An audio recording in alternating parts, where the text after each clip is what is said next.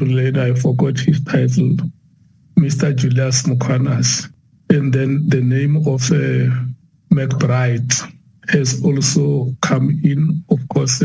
But some members objected to suspended Ekurhuleni Metro Police Chief Julius Mkhwanazi appearing and recommended that he makes a written submission. But EFF leader Julius Malema insists that Mkhwanazi must appear physically to answer to allegations that he supplied police blue lights to murder-accused Vusmuzi Ketmatlala. Mkhwanazi is alleged to have abused power and used the Metro Police for their own personal protection, where there are even allegations of death. People were killed. How is that written statement going to answer those questions? Two brothers implicated in the murder of rapper aka Kenan Forbes and chef Tibelo Mutswane will appear in a Durban court this morning after being extradited from Eswatini 2 weeks ago. Siyabonga and Malusi Ndimande faced charges including murder for a separate matter where a taxi boss was killed in Amanzi Mtoti. Forbes and Mutswane were shot outside a Durban restaurants in 2023. Nhlanhla Mabaso reports. It's been 2 weeks since the Ndimande brothers were brought back to the country to face their alleged crimes. The state is accusing one of them of opening fire on Kenan Forbes on the night he was killed while leaving Wish restaurant in Durban. During their first court appearance on South African soil 2 weeks back, the case was postponed for further consultation by the defense lawyers advocates Simpiwe Mlotshwa and Sibusiso Dlamini. It is still unclear whether the pair will apply for bail, but State Prosecutor Advocate Lawrence Caba has indicated the state would oppose it, saying the pair is a flight risk. The matter will be heard before the Durban Magistrates Court. Nhlanhla Mabaso, Eyewitness News, Durban. Today marks the official start of the 16 Days of Activism for No Violence Against Women and Children campaign. But South Africans started making their voices heard earlier than usual this year with a nationwide shutdown against gender-based violence and femicide last Friday ahead of the G20 Leaders Summit. The G20 Women's Shutdown saw participants dress in black and join a 15-minute standstill by lying down at midday to honor women murdered in the country every day. President Cyril Ramaphosa last week said South Africa will now classify gender-based violence and femicide as a crisis that must be urgently addressed. Minister in the Presidency for Women, Youth and People with Disabilities, Sindisiwe Shikunga, says this year's campaign will be different. Responding to what the President said, for instance, yesterday there was an intergovernmental meeting that was called to therefore look at what we need to do going forward. And indeed, there were presentations and there were decisions that were taken, and we will therefore be coming together again to say what are the actions that need to be taken. Gold is trading at $4,142.62 an ounce. The rand is at 17.29 to the dollar, 22.65 to the pound, 19.91 to the euro. Brent crude oil is at $63.07 a barrel. And in the traffic, we've got an accident on the M2 West. It's right at the Crown interchange. It's causing heavy delays. Please be on the lookout there. While traveling on the N3 North, we've got delays. This is between Vincent Chabalala Road and the Baklu interchange. A cloudy day in store for Gauteng with scattered showers and thunder showers. The temperatures will peak at highs between 20 and 21 degrees. The top story in EWN this hour. Today is D-Day for former Road Accident Fund Chief Executive Officer Collins Letswalo to appear before Parliament's inquiry into financial irregularities. EWN, in touch, in tune and independent. For the latest, visit ewn.co.za or download the EWN app. You're with Clement Manyathela On 702. Let's walk the talk. Streaming on the Prime Media Plus app. DSTV channel 856. 92.7 and 106 FM.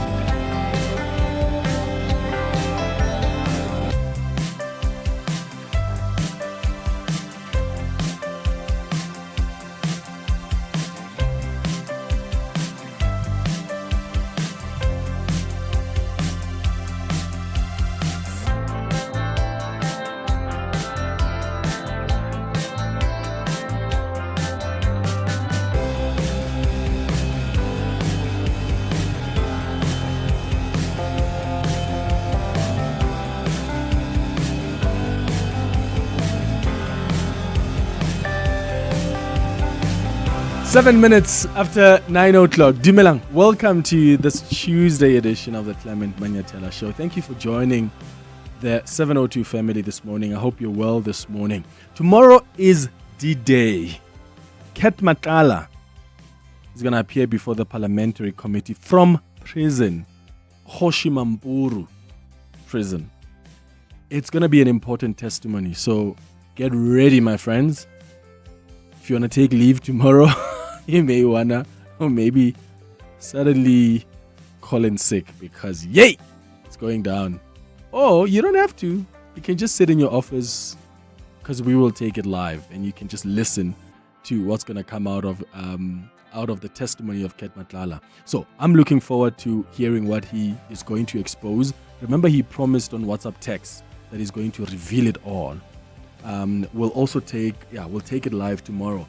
Who is he going to expose? I'm not convinced that the only person who has benefited from Clement Manyathela, whether through accommodation or through money, is Bekele. I'm not convinced. I think there are more politicians who probably have been in his pockets, and I wonder if he's going to have those things that I can't say on the radio. The gumption, maybe that's a better word to use, to go after those people and expose them. So tomorrow, Clement Manyathela, put it in your diary.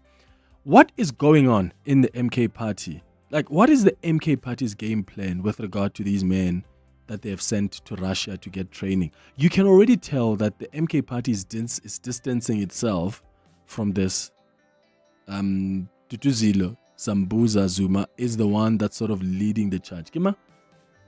Zambudla. Tutuzile Sambudla has now opened a case. Just as yesterday, she has opened a case against military program recruiter Rulani Khoza. This is a day after her sister opened the case against her. She claims the actions that she took were in good faith based on false information supplied to her by a person that she had never met before. Remember, she was accused by her stepsister of luring her own family to Russia. The police, in fact, confirmed that a criminal complaint opened by Nkosazana Bonganini Zuma Ncube against her half-sister Tutuzile Zuma Sambudla has been handed over to the Hawks for investigation. And if you haven't followed the story, there are 17 South African men who are trapped in Ukraine. In fact, they are in the middle of the Ukraine-Russia war. Zuma Ncube claims that the men were lured to Russia under false pretenses. Media reports suggest that the men were promised security training in Russia and jobs with the MK party on their return. So, what was the game plan? And do you buy the story that these guys were sent there to get training so that they can come back and be bodyguards for the MK party? I'm not buying that story. I'm not sure what the reasons could be, but I'm just not buying that story. But you must, in fact, the Star newspaper is reporting extensively as well about the affidavit that Tutuzile has deposed to the police. And in it, she claims, listen to this, she claims that the recruits had been told they were traveling to Russia to train as bodyguards for the Umkhonto weSizwe party. She, in that affidavit, describes herself as blindsided, manipulated, and a victim of deception, misrepresentation, and manipulation. And at the center of this drama, she, Tutuzile Zuma, mentions a gentleman by the name of Blessing Rulani Khoza, whom she says she has never met or even heard of before he contacted her through WhatsApp. So this is a person who suggested to Tutuzile, hey, why don't you guys bring some people here? I'm doing this training. Tutuzile has never met this person before. Prior to this unsolicited message, as she says in her affidavit, she says she had had no relationship, acquaintance, or prior knowledge to this person whatsoever. Which is questionable. Hey? In fact, she says, Duduzile, that she traveled to Russia at her own expense, where she completed 1 month of what she now describes as surface level training.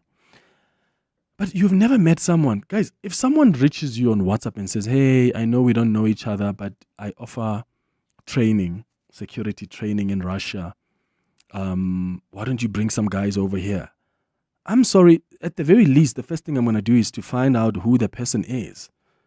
So she didn't know this person before, has never met this person, already gets on a plane to Russia to go undergo training by a guy he does not even know. I don't buy that. And then she comes back and gets so many men to be part of that program in Russia that is facilitated by a man she has never known until she traveled to Russia. Now you've got 22 South Africans who have gone to Russia. In fact, 3, I'm told, have failed medical requirements and returned home. 19 remained. That is ridiculous. And the sad thing here is that her own family members have been sent to Russia. So now Duduzile says, no, I didn't recruit anyone. I'm not an agent. I didn't facilitate any of this. It wasn't an unlawful activity. I only shared opportunities that existed, and I've asked people to, just go to Russia, get the training. It wasn't out of malice. But surely there must be accountability on the part of Duduzile Zuma, no? What do you think is the accountability she must take? Because it's her who told even her own family members, together with other people who are desperate for jobs, that we're going to take you there to get some form of training. And then when you come back, you are going to become a bodyguard for the MK party. And now she's opening a case against the person that she has sent all these 19 men to, just because her own half-sister has opened a case against her. I mean, this is ridiculous. They were told you're getting a personal development training, and then you find yourself in the front lines in Ukraine fighting alongside Russia. That is wild. What do you think is at play here? One, what is the purpose of sending these guys to Russia? Because it looks like there were more and more groups that are going to go there. But two, what accountability should Duduzile Zuma Sambudla take here? Because she's now trying to portray herself as an innocent person. Let me know your thoughts on 011-883-0702. WhatsApp's on 072-702-1702. There's also this issue of the Democratic Alliance. What's going on between Dion George and John Steenhuisen? Dion George, the former minister of Environmental Affairs, who has since been removed because they wanted to make a deputy minister of trade and industry. They wanted to make him, and he refused to take up that post. And then since then, there's been tit for tat. There were accusations that he's a terrible person to work with. And then they were leaking information that he's always traveling internationally. Then they were leaking information that, there's actually sexual allegations against him. I mean, it's really tiring what politicians do sometimes, where they use sexual violence as a weapon. And it's not the first time it's happening now. It's happened before. And it may very well be that in this case, there are legitimate reasons for that. My question then is, what did the party do when they got this so-called dossier that alleges sexual violence implicating Dion George? Why did you sit on that?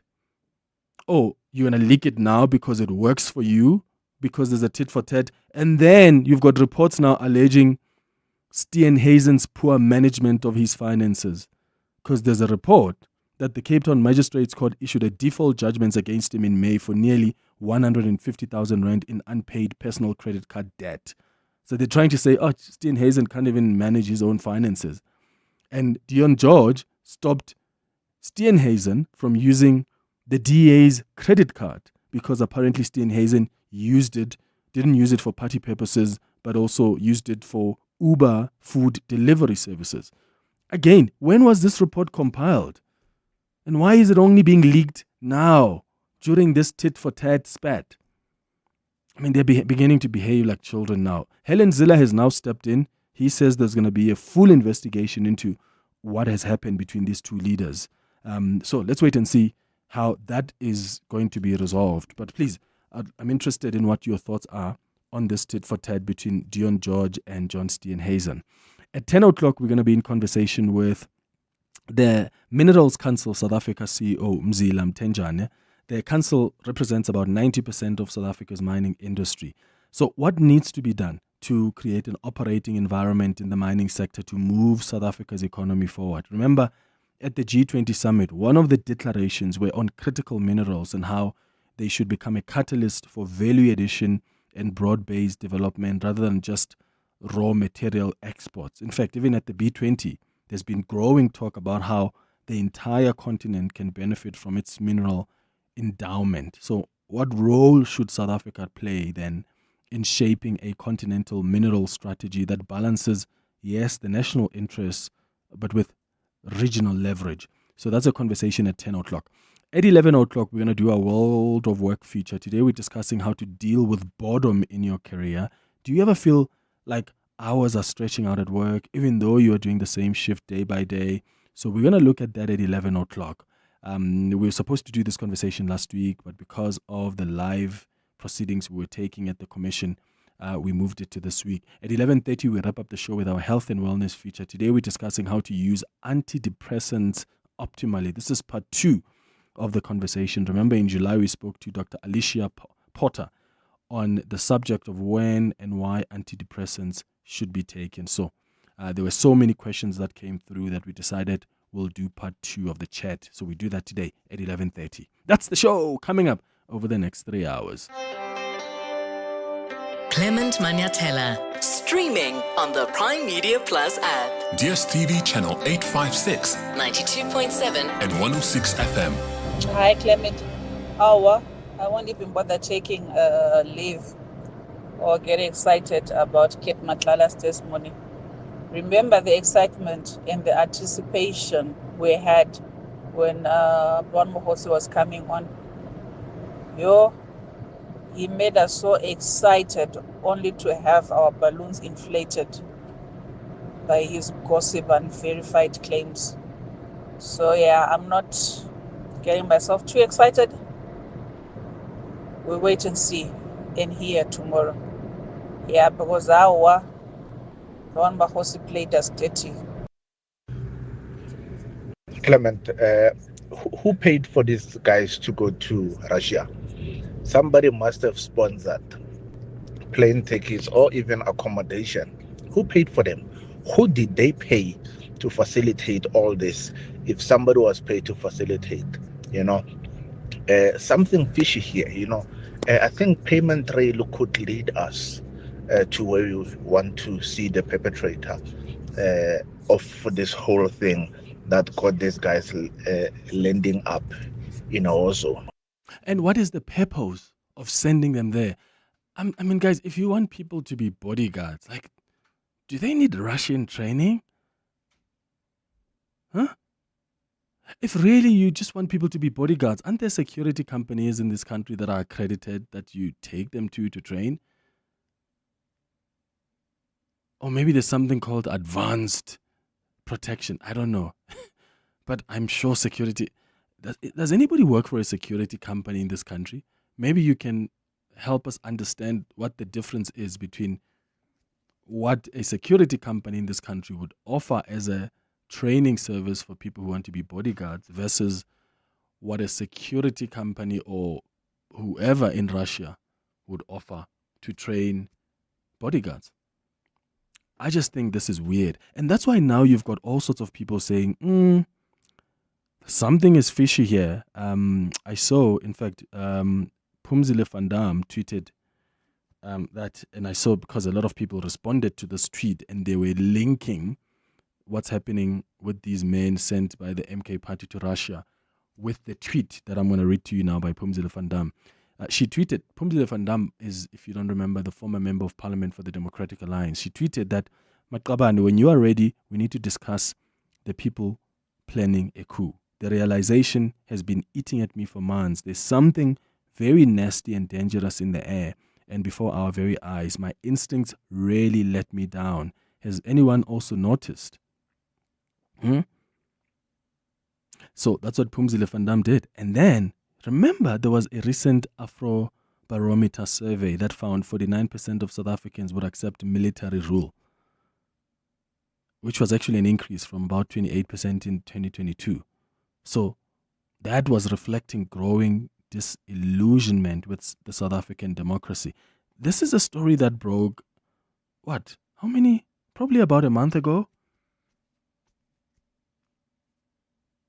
And a lot of people are now responding to Phumzile van Dam and saying, this thing of the MK party sending people to Russia is very weird. And the MK party seems to be distancing themselves. We've been asking them to come on the show for so long. They don't want to talk about this. Why? If it's so innocent, why do they never want to talk about it? So it looks like they're going to make Duduzile Zuma Sambudla as the fall guy for this because they can see that it's fallen apart. These guys have reached out to the embassy. The presidency released a statement. They're still investigating. But something is fishy here.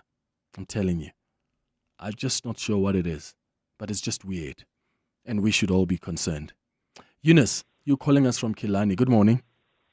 Yeah, hi there, Clement. Sure. Clement, two issues quickly. The first one regarding the 17 people who've gone to fight in Ukraine. Now, by all accounts, they've joined the Wagner group there.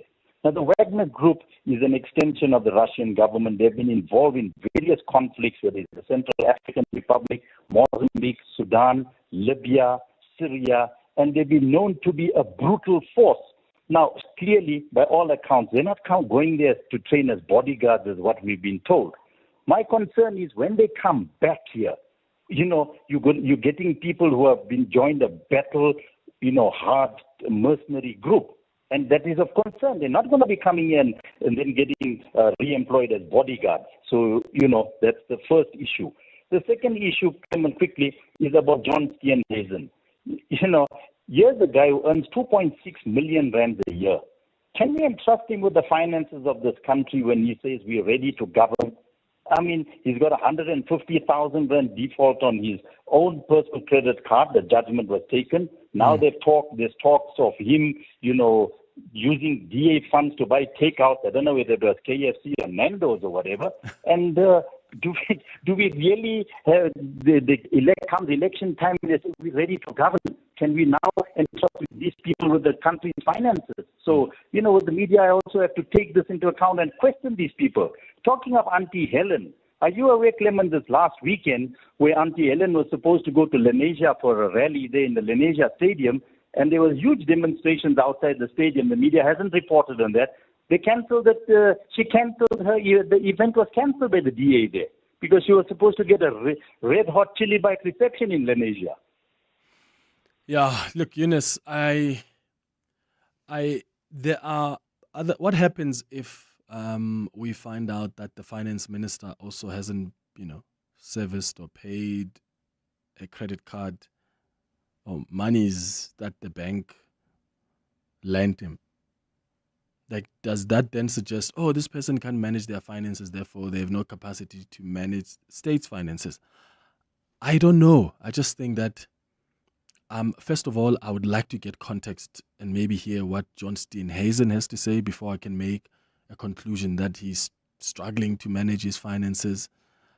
But I do think that what's happening now is a tit for tat. And I'm not saying we must dismiss it. We shouldn't. But we must also be aware that we are dealing now with two politicians who are coming from different factions, clearly in the Democratic Alliance, and they're fighting each other. I mean, the issue of John Steenhuisen using Uber Eats, using the company credit card, the party's credit card to get Uber Eats. If John Steenhuisen had spent a lot of money on Uber Eats, that would be the headline. The headline would be John Steenhuisen spends 200,000 rand on Nando's or on KFC, on Chicken Dicken, whatever, in a space of a month. But because the people who leaked the story probably know that John Steenhuisen has not done that, they want to then just make it more general. He's used the company's credit card for Uber Eats without any context. Because then we're going to start talking about, why would he do that? Because we know of other people in this country who've used the credit cards they were not supposed to use to buy KFC and other things. So I just think let's just have that at the back of your mind. Just know that there are people fighting each other. they are going to throw things at each other the same way that John's supporters have come up with all sorts of allegations against Dion George, including sexual allegations.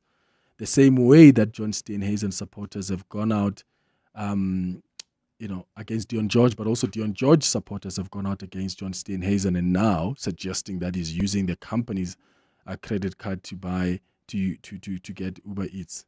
I just think we need to be cautious. I would like to have both of them on the show, but I don't think they're doing interviews. But that would be great to actually get them to explain what on earth is going on. But just know, this is politics at play. Good morning, Clement. Clement, you can trust the Zoomers at your own risk. Then tomorrow they will want to tell us Jacob Zuma has got nothing to do with this. He didn't know anything about this. And I bet my bottom rand, Jacob Zuma is behind this. Smoke it, Pushapak, thank you.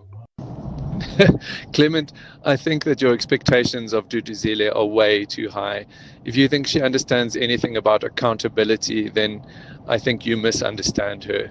I mean, she's never been held accountable for inciting the July riots. I mean, I know that is coming up, but she doesn't seem to think that that requires any accountability. So this little thing of sending men to life-threatening situations in questionable circumstances, why would that require any accountability on her part? Morning, Clement, Baba D.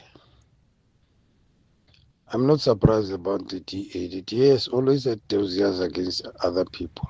You remember the speaker or the mayor who was in Swani, the late mayor, or I don't remember the speaker or a mayor. They had a dossier about the debt relaxation and they turned against him. They said they got the information from a whistleblower. Now they turn against each other. They always had dossiers. DA had dossiers against other people. If you turn against them, they use it against you. Remember the late speaker from Swan. Baba D here. Morning, Clement. Let me just tell you something. I work in finance. If you have any debt that you haven't serviced, you don't get employment in South Africa. That's a rule. Because you are in finance, and also when you are going to be in a managerial level, we do the background checks. If your credit is bad, they don't take you. Imagine there are people that have facing that issue because they lost their jobs, but still they don't get those offers because of their bad credit. So that's how it works with the leadership. Whoever is in that role is not supposed to be employed with that bad credit. Yeah, more of your calls and WhatsApps after the latest in Eyewitness News headlines. It's 9:30. It's Fiso. Good morning. Thanks, Clements. Good morning. Former Johannesburg Metro Police head David Tembe has died. EWN understands Tembe was found dead at his home after complaining that he was not feeling well yesterday. At the time of his death, he was working as a special advisor to the MMC for public safety in the city. Today is D-Day for former Road Accident Fund Chief Executive Officer Collins Letswalo to appear before Parliament's inquiry into financial irregularities. Last month, it issued a summons for his appearance after Letswalo wrote to the Standing Committee on Public Accounts questioning its mandate and the need for his appearance. The committee is entering its 8th week of testimony as it probes contracts, appointments and accounting standards at the agency under Letswalo's watch, which ended in August. And Ukraine and Russia are counting casualties after trading deadly overnight strikes as negotiators scramble to revise a framework to end the nearly 4-year conflict ahead of a US-imposed deadline. US President Donald Trump has given Kyiv until Thursday to respond to his proposal to end the fighting. Kyiv and its allies have spent the weekend hammering away at Washington's 28-point plan, which initially favored Russia's hardline demands, requiring the invaded country to cede territory, cut its military and pledge never to join NATO. And those are the headlines. This EWN and more at 10 or as it happens. EWN Traffic. Traveling on the N1 South, we've got delays between the Brakfontein interchange and Olifantsfontein Road. While traveling in Tembisa, roadworks are taking place along the R21 North, and they're causing delays towards Olifantsfontein Road. As a result, expect about a 20-minute hold-up heading towards the city of Tshwane. If you're traveling on the N3 North, specifically between Alexandra and Kelvin areas, do expect delays between Vincent Chabalala Road and the Baku interchange. That's due to roadworks, and there's also slow-moving traffic along the Mike 1 South. This is between Marlborough Drive and Caller Drive, and that's due to an accident reported between those 2 points. Please be on the lookout there and drive with care. More updates at the top of the hour. Stay tuned. There's more EWN on air, online, and on the EWN app.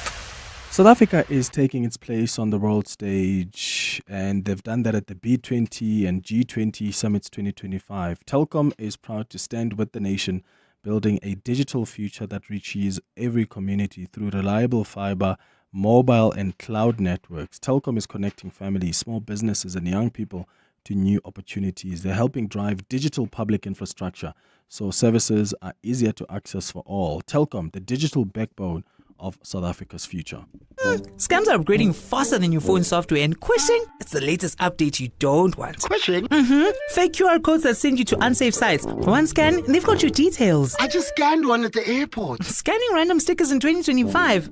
Brave move. Close that browser window. Scams can happen anywhere. Stay alert, and if you're unsure, contact ABSA on 0860 557 557. Protect your money. Protect your story. ABSA, your story matters. An authorized financial services provider. Click season is different from any other ho. Oh? Yes, here's why. Mix and match any 3 festive gifts with a purple sticker. Oh. And get the lowest one free. Oh. With the famous Clicks Purple Sticker promotion. It's only at Clicks.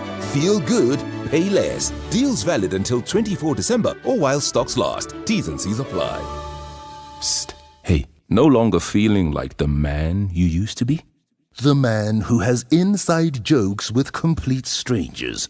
The fact is, 95% of men with low testosterone go untreated. Vitamin High Performance Supplements for men helps recharge energy, regain lean muscle, and reload performance. Available at all good pharmacies and Vitalamin.co.za. Vitalamin. Don't get older. Get better. You know what success looks like. Now discover why focus is the driving force behind every success story. Catch 702 in conversation with Momentum on The Money Show with Stephen Krutters every Thursday, discussing the science of success. Step into the mindset of top financial achievers and discover how your thinking, behavior, and focus can shape lasting financial success. That's 702 in conversation with Momentum. Thursdays on The Money Show with Stephen Krutters. Momentum, your journey to success on 702. Momentum is an authorized financial services and registered credit provider. Your voice. Your station. Your open line. Walk the talk with Clement Manyathela on 702. 25 minutes before 10 o'clock, we are having a conversation on the 702 open line this morning about this situation involving about 17 or 19 or so South African men who have been sent to Russia by the MK party or by Zuma Sambudla. And I'm saying because the MK party seemingly is distancing itself here. They don't want to talk about this. And now you've got Duduzile Zuma Sambudla filing a criminal complaint. There's an affidavit that she has deposed and declaring under oath that she was not the mastermind behind the so-called mercenary recruitment program to Russia, but rather the first victim of an elaborate deception that saw more than a dozen South African men now fearing for their lives because they are in a conflict zone. But Duduzile Sambudla Zuma is not taking any accountability. She is the one that spoke to someone that she has never met, someone who claimed that, bring people here, I can train them, and you just send them to Russia? I don't know. I don't buy that story. So I'm asking you what you think the issue is here. The problem here is she's also taken people close to her own family. I mean, there's a woman who says she's a friend, who says Zuma Sambudla is a friend of her child's father. a Botswana citizen living in South Africa. The Sowetan is reporting because they spoke to her. And apparently, sometime this year, Zuma Sambutla told them about a personal development course in Russia that she asked the 19-year-old son, their 19-year-old son, to be part of. And when her son was already in Russia, Zuma Sambutla told her that her son was in fact undergoing military training. And this woman says, I just got shocked. So the woman said her son sent her the contract that they got them to sign as these South African men who are there. So they got them to sign a contract that was in Russian. And this woman says, when my son sent me the contract and I Googled and translated it, it said the young men were joining the Russian military. So the story you're hearing is, even these guys, they were just told, Duduzile told them, just sign. I understand what's in here. Just sign. Yes, it's in Russian, but just sign it. So what accountability does she take? Let's bring in now Supra Mahomapelo, who's the Portfolio Committee Chair on International Relations and Cooperation.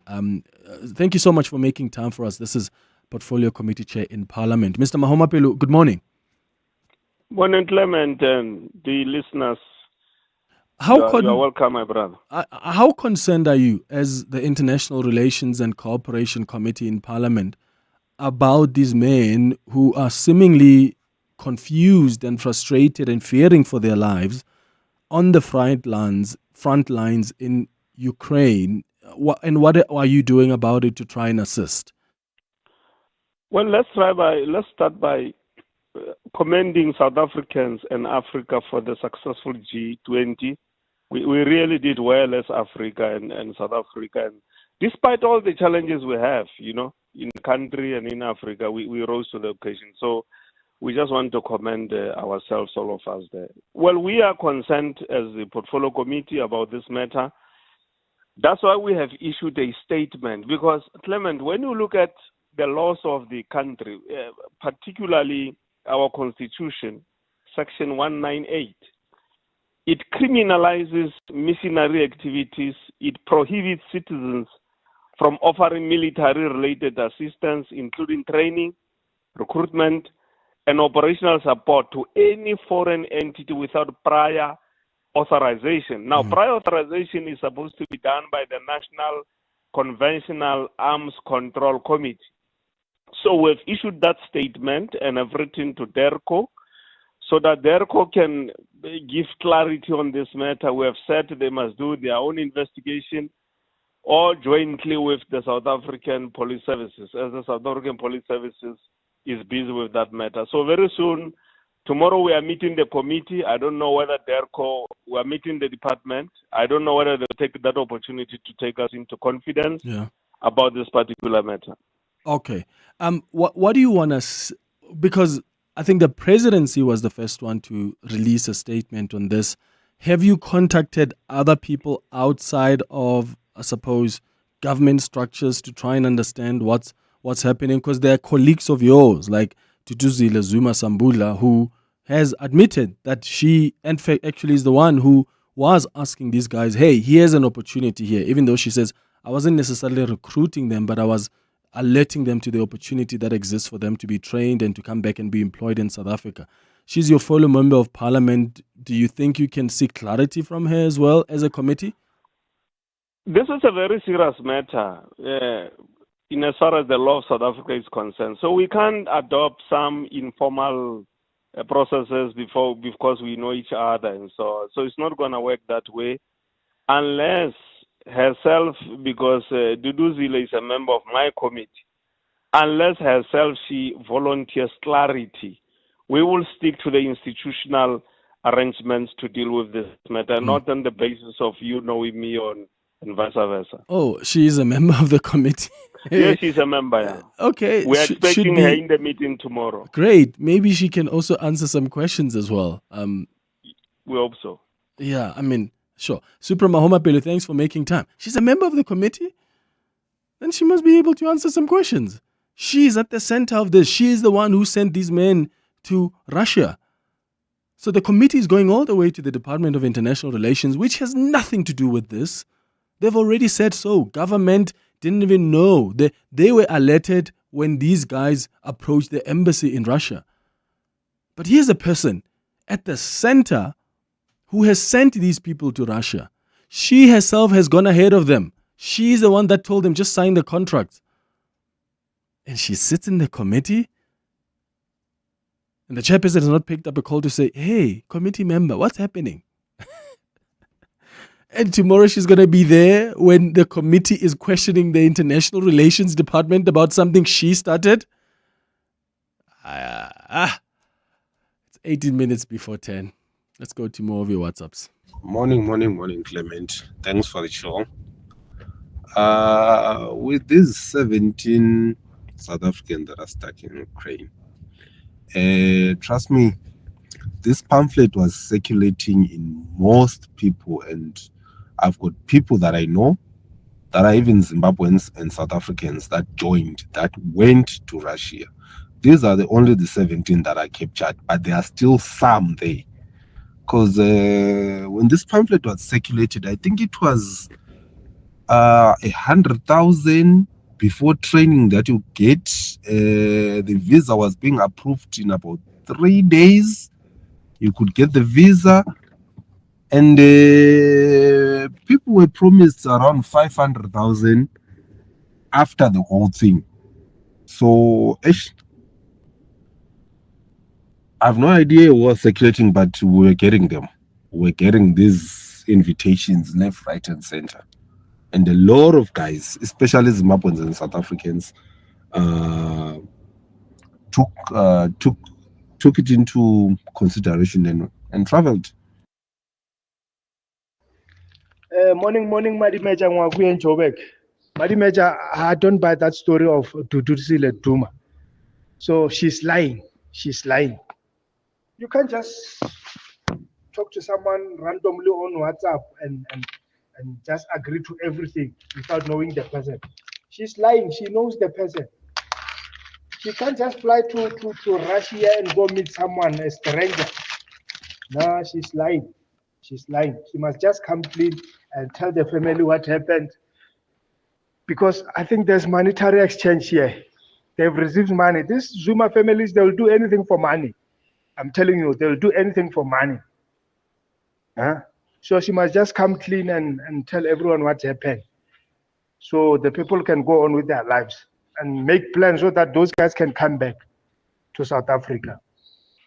Have a great one. Magu and Joe back. Morana Khoshi Madimeja Ralocha Papa. Ke no gopela fela gore ba ga Zuma ba re tlhomphetle ba ska re tšela fase ba nagana gore a re tšega botse ga mo ditlhogo.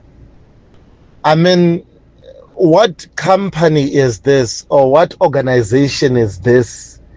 Is it working with the government of Russia, or is it just an individual who is summoning people to Russia to be trained?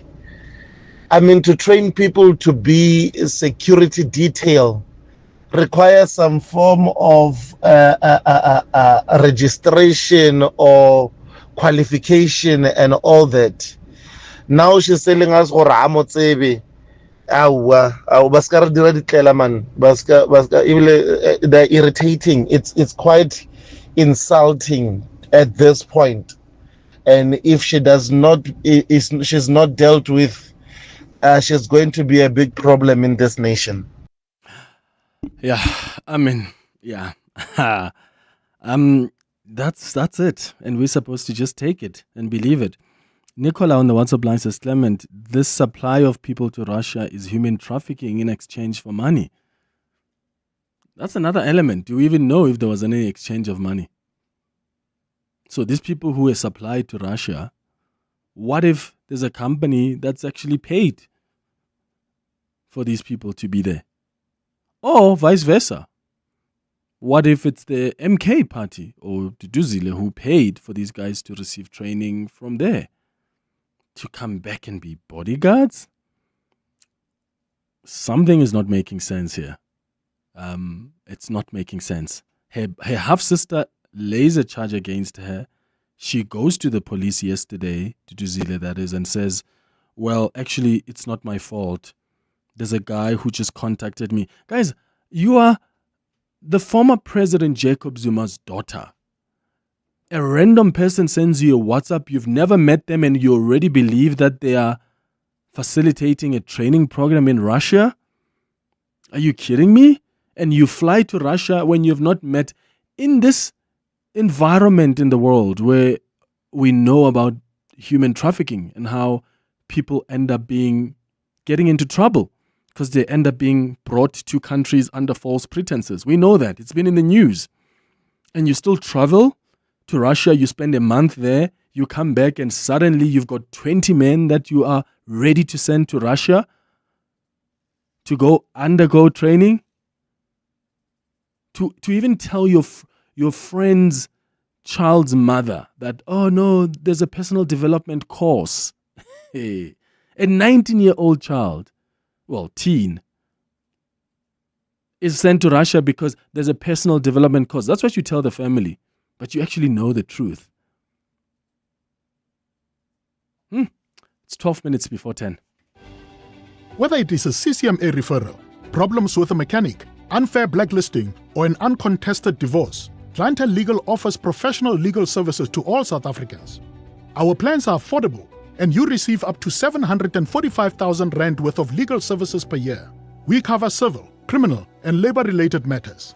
Our nationwide legal teams are standing by to support you 24 hours a day. Plus, all plans include a 5,000 Rand bail benefit. Join today. SMS Legal to 48721.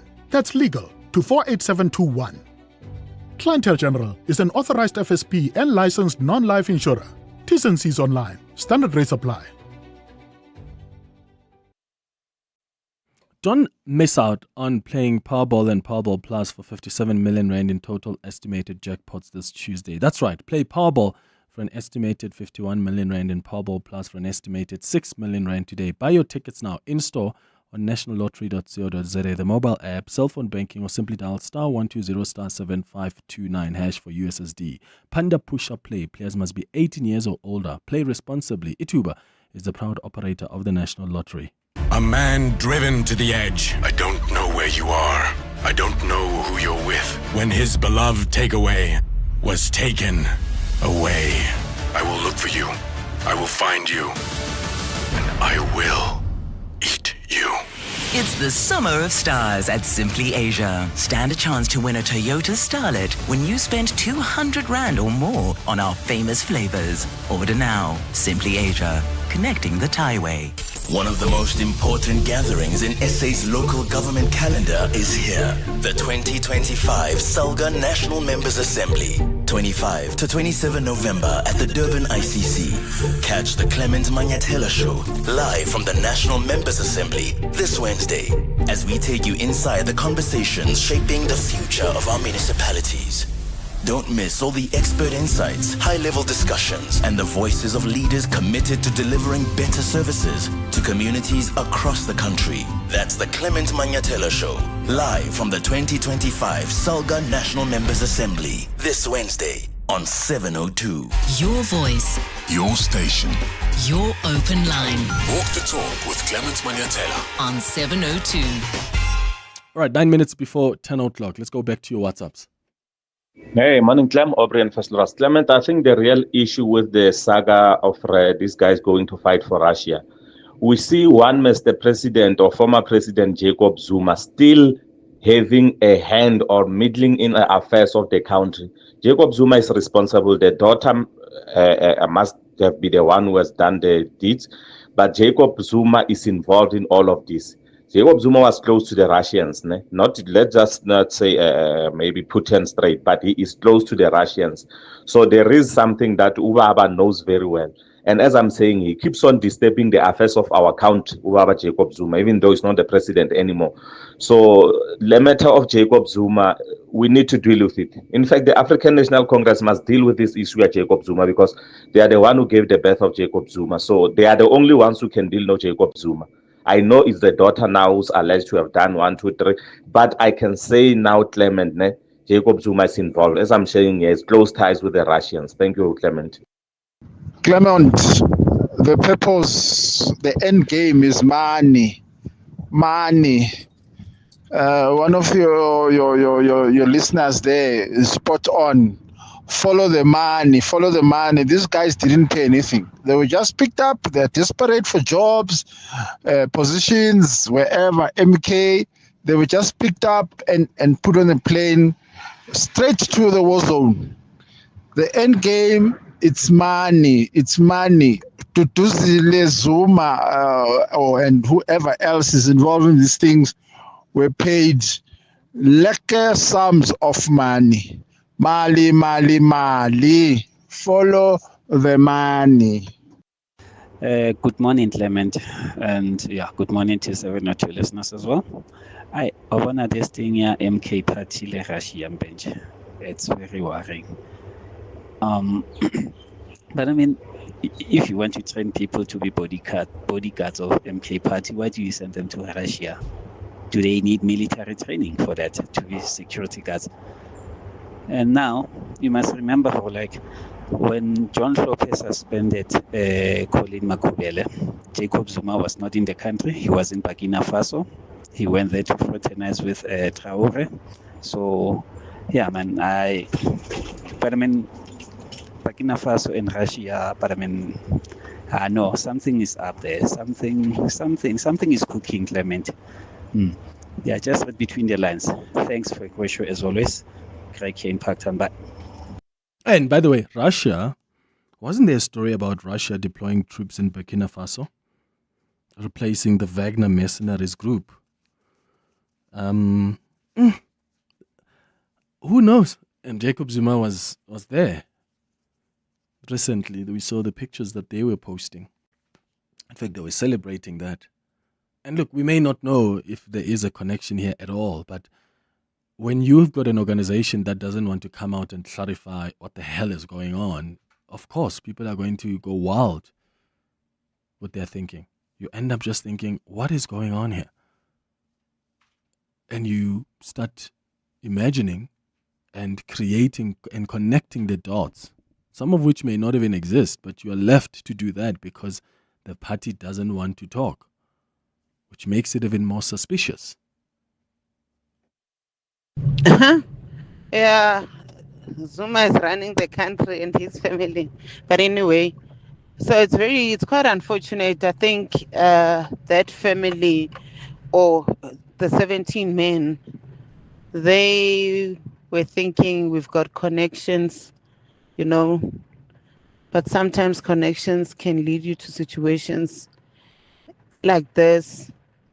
It's just that when you're in a desperate, I'm not sure whether they're desperate or not, but sometimes when you are in a desperate position, you are even unable to question things. You just get excited about an opportunity, or even when you're not desperate, really.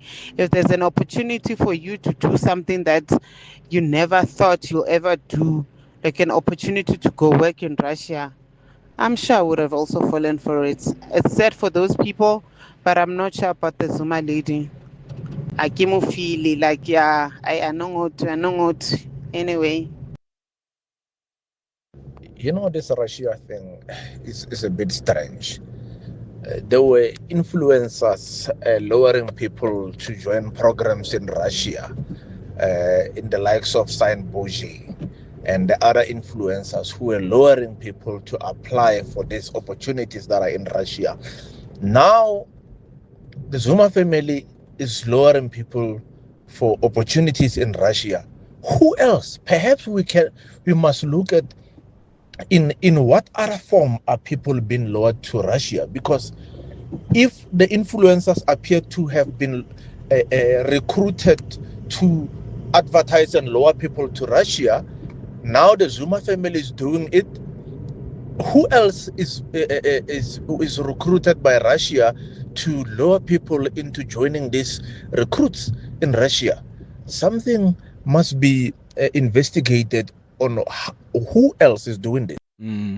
And because the story of the influencers was so widely publicized, are you telling me that Duduzane Zuma, Duduzile wasn't cautious?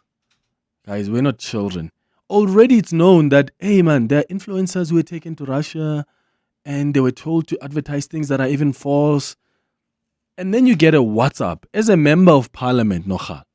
from a random person you don't know who has not presented their credentials to convince you of how legitimate they are, and you are quick to send people there for military training, well, or to use their words, training so that they can come back and be bodyguards for the MK party? Oh, please. But you're right. Something is not adding up here. But we're going to keep asking the MK party to come and speak to us about this. I know Dudu Zile will not come, but it looks like they are putting this on her. That's why she went to depose this affidavit yesterday to the police station and blame some random person who's sitting in Russia, when she's the one who organized the flights for these men who are now crying out to their loved ones and telling them, sometimes we go out without food. We don't even know how to use a gun, and here we are on the front lines. Hey, it's 2 minutes before 10. You are not dreaming. You are repeating. Insurance, pineapple. Insurance, pineapple. Insurance, pineapple. Insurance, pineapple. Pineapple FSP 48650 is underwritten by Omart Insure Limited, a licensed non-life insurer and authorized FSP. Since December 2024, South Africa has proudly led the G20, guided by a powerful theme: solidarity, equality, and sustainability. From the heart of Africa, we're bringing fresh voices and bold ideas, united by a commitment to build a future where no one is left behind, where economies grow fairly, and where our planet's health guides every decision. South Africa's G20 Presidency 2025, together shaping tomorrow. This message is brought to you by the Department of International Relations and Cooperation. Those trusty old shoes, there for your first move out of home. That marathon training that lasted a day, the quick runs to the store, the long nights out. Yeah, they've done the most for you. But with the Street Store, they can do even more for someone else. Visit thestreetstore.org to find out more about donating your pre-loved shoes and clothes to the world's first rent-free pop-up clothing store for the homeless. Donate before December 6, 2025. Clement is on X At The Real Clement M. This is EWN. Good morning, I'm Sfiso Zulu. Former Johannesburg Metro Police head David Tembe has died. EWN understands Tembe was found dead at his home after complaining of being unwell yesterday. It's also understood that he was working at the time when he called his boss, informing him about his state. He was working as a special advisor to the MMC for public safety in the city. Tembe was appointed JMPD head in 2018, where he served for just more than 2 years. A stern warning has been issued to people impersonating Commission Chair Justice Mbuyiseli Madlanga. Commission spokesperson Jeremy Michaels says several communications and messages have surfaced with the author pretending to be Madlanga. President Cyril Ramaphosa established the commission earlier this year to investigate alleged corruption and interference within the country's justice system.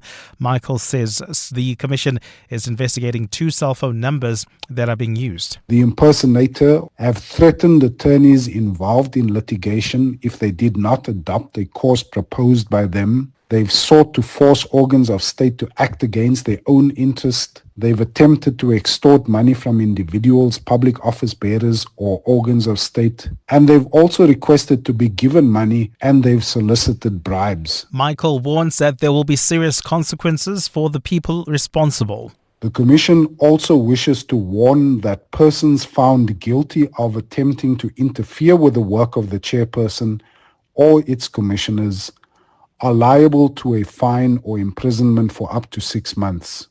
Today is D-Day for former Road Accident Fund Chief Executive Officer Collins Letswalo to appear before Parliament's inquiry into financial irregularities. Last month, it issued a summons for his appearance after Letswalo wrote to the Standing Committee on Public Accounts questioning its mandate and the need for his appearance. The committee is entering its 8th week of testimony as it probes contracts, appointments and accounting standards at the agency under Letswalo's watch, which ended in August. Lindsay Dentlinker reports. reports. Following weeks of testimony from former and current employees about the running of the agency by Collins Letsoalo, it's now his turn to respond.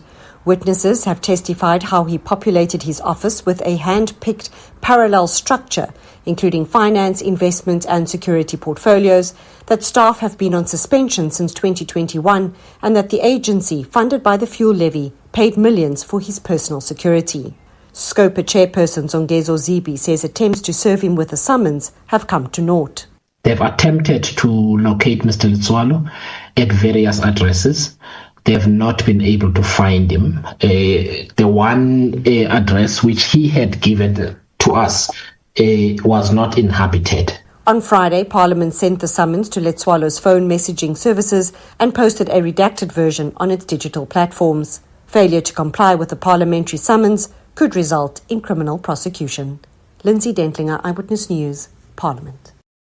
Members of Parliament's ad hoc committee looking into police corruption are still undecided on which additional witnesses to add to the list. The committee met last night to discuss its witness list and plans to add 7 more people, including forensic investigator Paul O'Sullivan.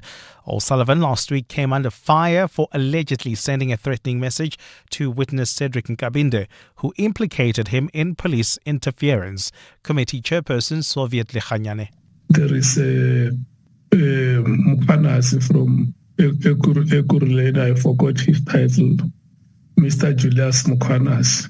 And then the name of McBride has also come in, of course.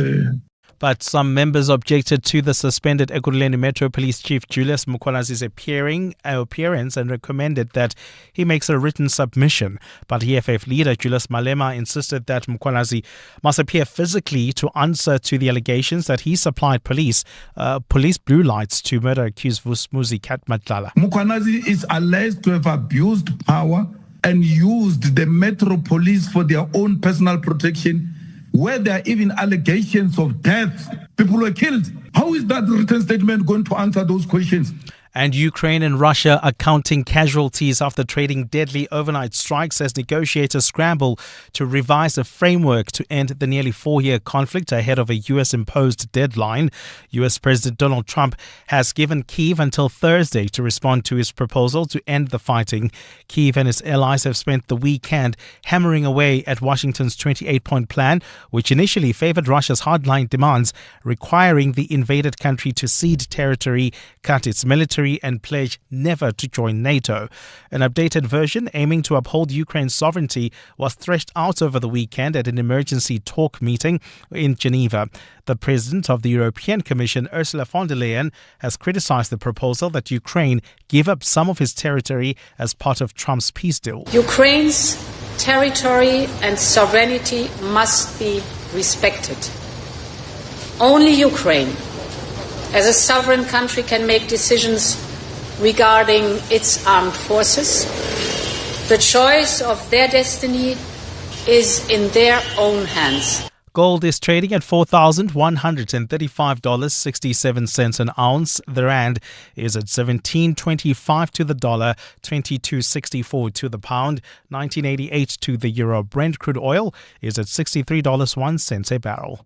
And in the traffic, we've got delays on the N3 North between Marlborough Drive and the Baku interchange. There's also queuing traffic on the M1 South due to more roadworks. This is between Marlborough Drive and Ethel Oaklands Road.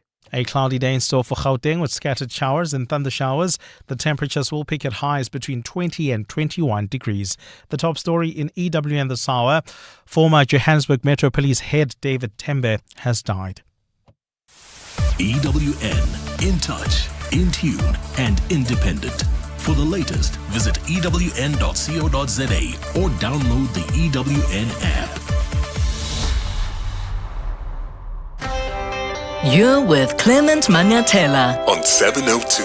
Let's walk the talk. Streaming on the Prime Media Plus app. DSTV channel 856, 92.7 and 106 FM.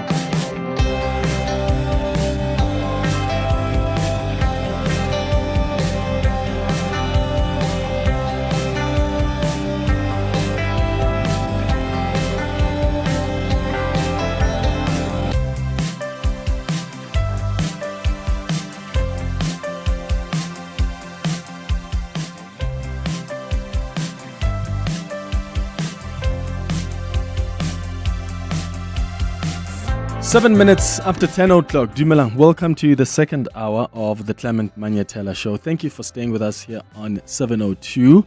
Remember, at 11 o'clock, we're going to have a conversation on our World of Work feature about boredom in the workplace. So what do you do? How do you deal with boredom in your career? And then we wrap up the show at 11:30 with our health and wellness feature. And today we're going to be discussing how to use antidepressants optimally. So what questions do you have about antidepressants? How do you take them?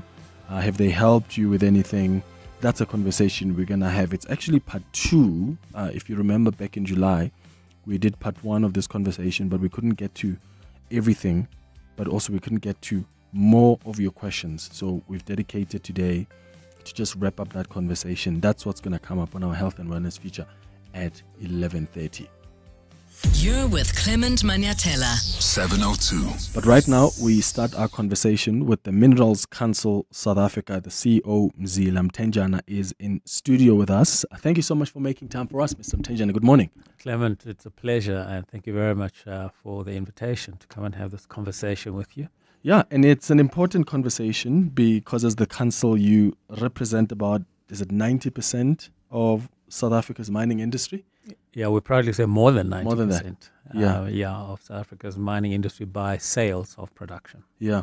I want us to start with what happened this past weekend and last week at the B20 and G20, because there were critical conversations taking place around critical minerals on the continent. At the G20 summit, one of the declarations were on critical minerals and how they should become a catalyst for value addition and broad-based development rather than just raw material exports. And you see that and you often wonder, I've seen this before many years ago. Yeah. Is it finally going to happen this time around? How hopeful are you of what's been declared versus what's practical to do? Yeah. And I think I'll respond to that by maybe just setting a context for you, which I think is important. And the G20 and B20 could not have happened at a better location when it comes to a conversation about mining. And coming back to the Minerals Council and the members that we represent, when we talk about representing more than 90% of South Africa's mineral production by sales, that is across at least 14 to 15 different commodities or minerals, from your platinum group metals, your ordinary gold, which is actually not so ordinary if you look at current prices, to your chrome, iron ore, and even the rare earths, copper to a lesser extent, the lithium, which I think there's still significant exploration potential, and many others. We'll come back to South Africa's own critical mineral strategy and framework and what that means for the prospects. So, and secondly, the conversation on critical minerals, is absolutely relevant at the moment, given its link to the inputs for manufacturing. Those elements that are going to be very important for the globe and for South Africa to be able to transition into a low carbon world. And so the manufacturing of wind turbines, solar panels, renewable energy systems such as batteries and so on and so forth. And so the conversation that happened this week did provide some hope. I think firstly in terms of the world having a conversation about the direction that we need to take in as far as the transition is concerned. But I think most importantly for the African continent or for South Africa, the issue is really around, whilst there is this imperative to transition in terms of energy, there's equally an important element of how will Africa obtain its development from the extraction of these minerals. And that then brings forth this issue around value addition, beneficiation, as we call it in South Africa, industrialization. And whilst I was involved largely on the B20 side, the conversations there and the 8 task forces that were put in place were really looking at the whole spectrum of activities, not specifically extraction, but certainly, how South Africa can get better industrialization, economic development, and social progress from this opportunity that we find ourselves in terms of the need to transition. Yeah. What do you think is suppressing the attempts to get there? Because we've spoken about beneficiation for so long. A long time. And if it really, that is the opportunity to advance, not only this Yeah. country, but this continent, Absolutely. and take advantage of the endowment. Yeah. And why haven't we done it then?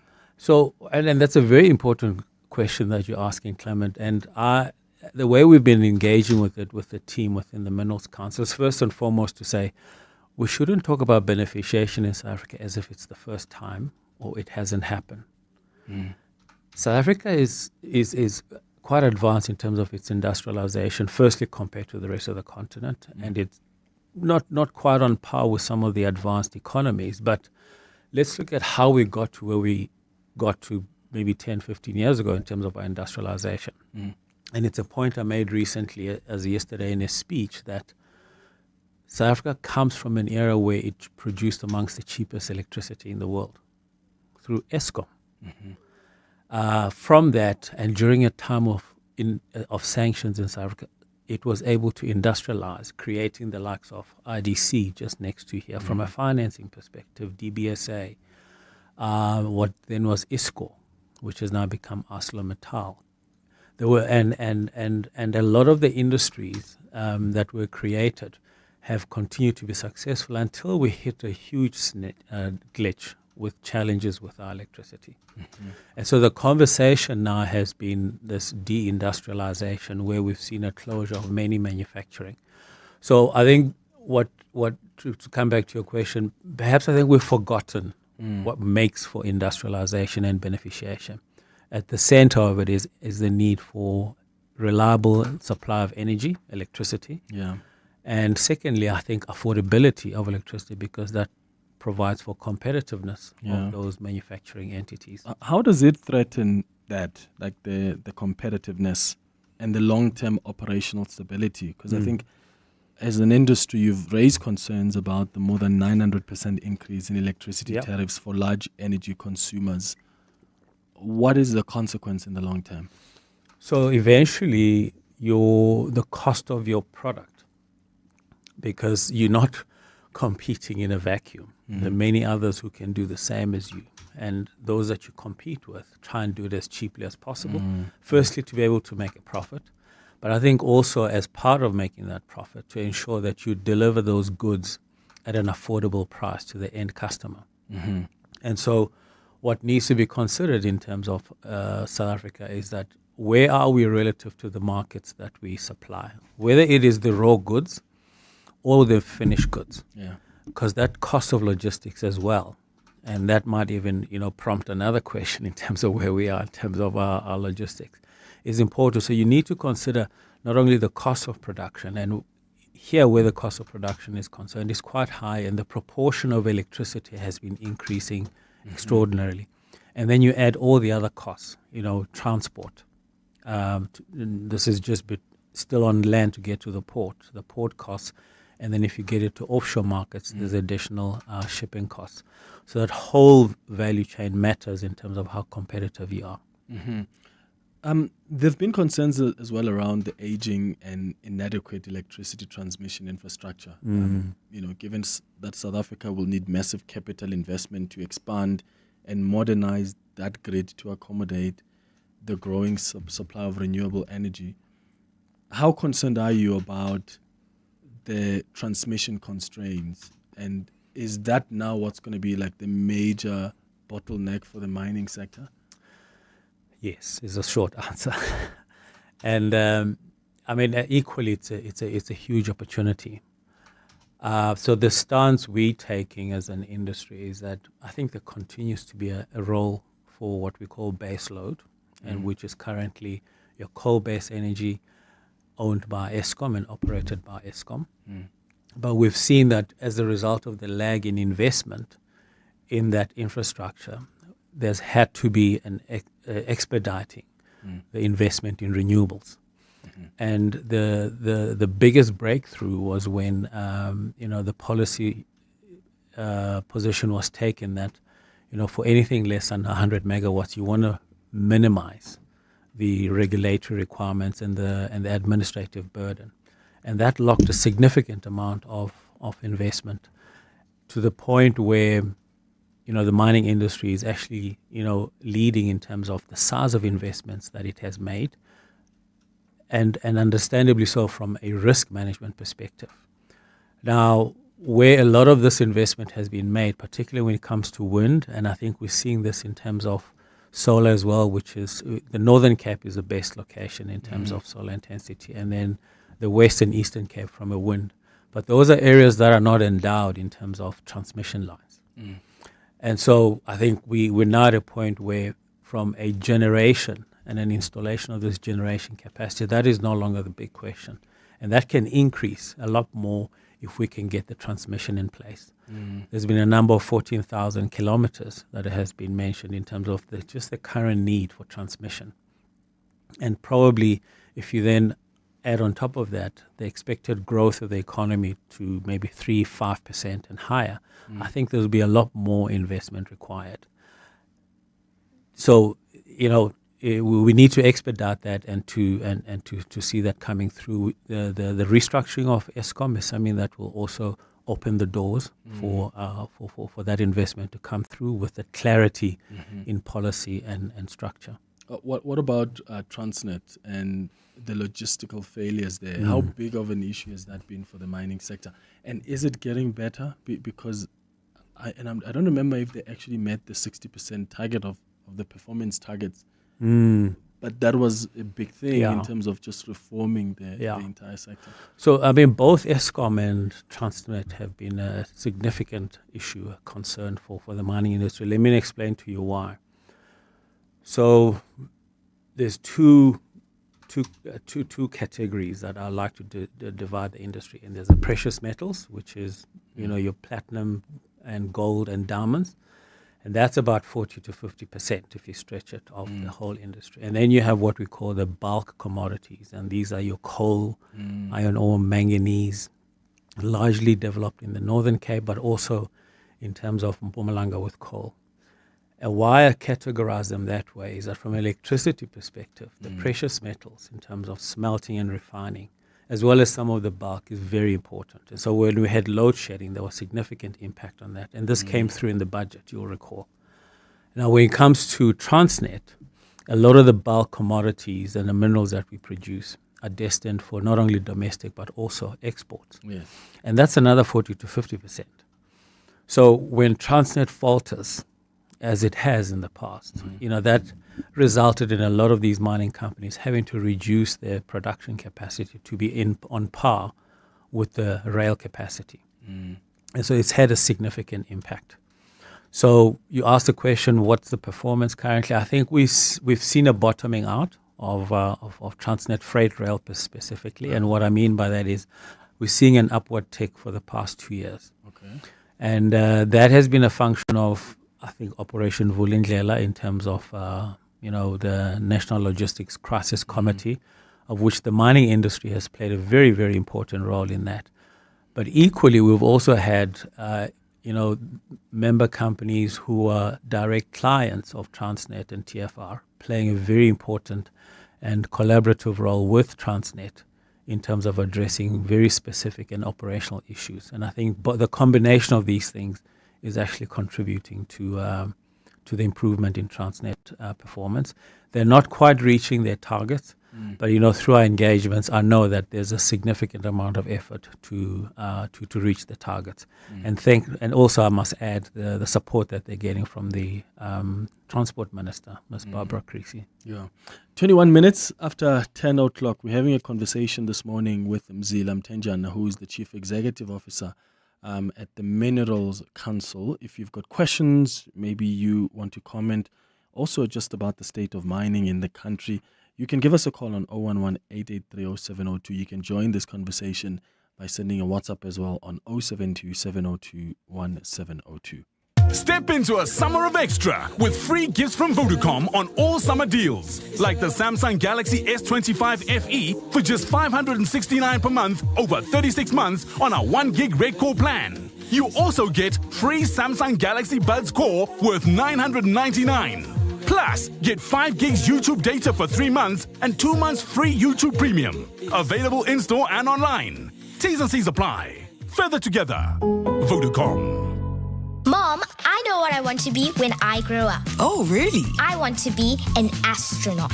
An astronaut? Aren't you aiming a little high? Well, that's where you come in. I need you to buy me Pediasure. It has 27 vitamins and minerals to support my growth so that I hit all the milestones, and it's scientifically proven. Okay, Miss Clever. Where can I buy Pediasure? It's available at pharmacies and retailers in South Africa. Pediasure by Abbott. Approved by kids to fuel their dreams. Enjoy the thrill of the Soccer Punches Challenge, Weekend Edition, an all-new platform from Hollywood Bets. You stand a chance to win a share of the 5 million rand jackpot when you bet 5 rand or more on selected EPL matches over the weekend and correctly predict 10 out of 10 winning margins. Or chase the share of the 50,000 rand leaderboard prize. Entry is free. Let this soccer season bring sizzling success. Bet now. T's and C's apply. Hollywood Sportsbook is a licensed betting operator. No persons under the age of 18 years are permitted to gamble. Winners know when to stop. South African Responsible Gambling Foundation toll-free counselling line 0800 006 008 or WhatsApp help to 076 675 0710. As an FSCA regulated broker, Prime XBT gives you the confidence to trade market volatility your way. Enjoy low trading fees, advanced tools across crypto futures and CFDs, and VIP discounts of up to 70% available to new traders. Take advantage of free deposits and withdrawals with crypto options and local South African payment methods. Prime XBT, empowering traders to succeed. Trade responsibly. Trading comes with risk. The Money Show. Weekday evenings at 6. Kanti Pai, why was the G20 important? What we've been able to do to put together this event, this meeting, and its outcomes really actually also is an important marker in terms of people trusting us, our reputation, that we can do things, that we are capable, and that's something very important, especially when people think about investment and think about actually the state of the country and whether or not they can move them. The Money Show on 702. Let's walk the talk. The Money Show with Stephen Curtis is brought to you by ABSA CIB. Invested in your story and inviting you to write it with them. ABSA is an authorized FSP and registered credit provider. 702. The Clement Manyathela Show. Let's walk the talk. 24 minutes after 10 o'clock. Let's go to your calls and WhatsApps now. You can send a WhatsApp on 072 702 1702. Mzila Mtenjana is in conversation with us, the Chief Executive Officer at the Minerals Council. So let's start with your WhatsApps. Morning, Clement. Good morning, 702, and good morning to Mzila. I just have a question regarding the prospecting that's happening in areas like Mzumbe in KwaZulu-Natal and the adverse reaction that the community has had in terms of what is happening with the mining companies that have come in and are plundering in terms of, how their community is adversely affected. What is the stand of the Minerals Council in regards to that? Because surely these communities should also be protected. They should also have a say. And so I'd be interested in finding out. Nogwanzi. Thank you very much, Nokwazi. What do you do then as the Mineral Council to try and ensure mining companies are not just exploiting these communities and extracting minerals without the benefit? So our first responsibility is really to our members. So the many companies that operate in South Africa, but not all of them are members of South Africa. And with our members, we hold them to account in terms of the membership compact, which speaks largely of the concept of responsible mining. And our members actually span, companies that are junior mining and exploration to your large multinationals that have operations in South Africa. But I think even without being a member, there is still an expectation through the law that anyone who conducts mining activities in South Africa, whether from an exploration or translating that exploration right into a mining right, needs to operate in a manner that firstly is considerate of the environment within which they're operating. There's an expectation to consult with affected or potentially affected stakeholders, and they need to conduct those activities in ways that firstly ensure that they're complying, because where there's no compliance, I think the law should be exercised. And I think really my experience has been that from just mere good practice, it makes for a better operating environment to build relationships with surrounding community. There isn't always a need. Communities are not always demanding that you got to do this or you got to do that. But I think good neighborliness is really the basic start. And I think those companies should be held to account firstly by the law, and I think the leadership in that community should ensure that they engage with the leaders of that business, of those businesses, and in order to build a more cooperative and relationship. Do you think that's part of the reason why there's been sort of a decline in exploration? Because sometimes there isn't better communication and the bridging gap between the mining companies and the communities. I mean, often you've got communities that take some of these companies to court whenever there's exploration, which ultimately could end up benefiting them. But because the processes haven't been followed and there hasn't been good, effective communication, that's what brings about the trouble. There's many reasons for what we've seen, the decline for exploration, and maybe we can have a brief conversation about that. So where we're sitting currently with South Africa is that we've got just less than 1% of global exploration expenditure, and this is about just over maybe R1 billion, if not a little bit more than that, and the whole of the continent is just on 10%, less than 10% of global exploration. Now, for a continent that is currently the subject of the scramble for minerals, that's very little. We need a whole lot more. We come from an era 15, 20 years ago where we were probably getting about 20 billion rands, if not of that order of magnitude in terms of exploration. Now, one of the contributing factors to a reduction in exploration has also been a shift in strategies of big mining companies. So previously, a lot of these exploration companies used to be teams of geologists within the large mining companies. But I think as dynamics have evolved in the industry and the global economy, companies have become more efficient. They've created exploration companies that operate independently. They will go and find the ore bodies on the funding that they receive from the large mining companies, and then on-sell them to their big companies to then expand them into mining companies. But that is no longer the primary growth strategy of big mining companies. And now the strategy that is being followed is one that I think you'll have a very keen interest in, of M&A, mergers and acquisitions. It is quicker. It has much less risk, not to say it has no risk at all. And the pathway to growth and achieving those growth ambitions is a lot quicker compared to exploration, which is greenfields. And this is one other reason why there's been a reduction in exploration, because of the amount of time it takes to develop a mine. So exploration can take anywhere from 5 to 10 years. And part of the reason why it takes so long is the issue you've just raised now in terms of the extensive consultations that need to take place with stakeholders, sometimes even the regulatory processes that also take long to get to a point where you get exploration. And so those issues, and I think also today, if you look at where exploration is taking place, it's taking place in jurisdictions which are perceived really are more risky than where it has taken place in the past. So it's a number of factors that are affecting the level of activity in exploration. All right. After the headlines, we'll talk about the Minerals Resources Development Bill as well and see how it addresses our concerns like that. It's 10:31. Swiso has the latest in Eyewitness News headlines, and we'll continue this conversation with the Minerals Council CEO, Mzila Mtenjana. You can also call us on 011-883-0702 if you've got questions, you want to join the conversation. WhatsApp's on 0727021702. Swiso, hi. Thanks, Clement. Good morning.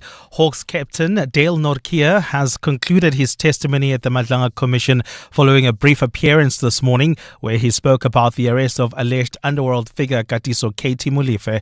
Molefe was arrested during a raid by members of the Political Killings Task Team and Special Task Force in connection with the murder of vereniging engineer Armand Swart. Previous testimony raised concerns over alleged interference by members of the Hawks during the raid at Molefe's Sandhurst home in December last year. The government in KwaZulu-Natal has established a joint operations centre to respond to chaos caused by extreme weather. One person was found dead in a river yesterday in New Hanover, while emergency crews are searching for 2 more missing people swept away by floods. And today marks the official start of 16 days of activism for no violence against women and children campaign. But South Africans started making their voices heard earlier than usual this year with a nationwide shutdown against gender-based violence and femicide just last Friday ahead of the G20 Leaders Summit.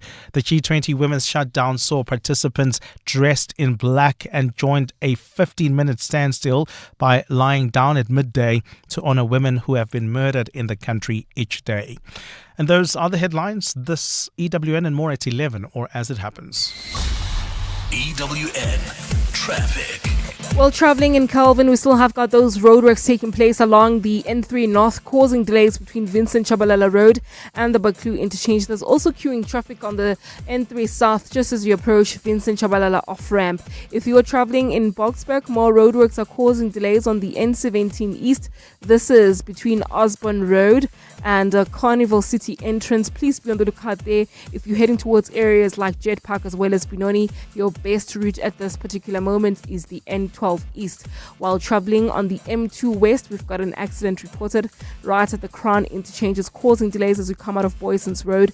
Please be on the lookout there. While in Devland, we've got delays on the Golden Highway. This is as you approach East Street, and it's due to faulty traffic lights there, as well as long-term roadworks that are taking place along the route. Please be patient if you're traveling there. And then in the city of Tshwane, we've got more roadworks taking place. This is along the R21 South heading towards Irene. Do expect delays coming out of the Flying Saucer interchange. More updates coming up. Stay tuned. There's more EWN on air, online, and on the EWN app.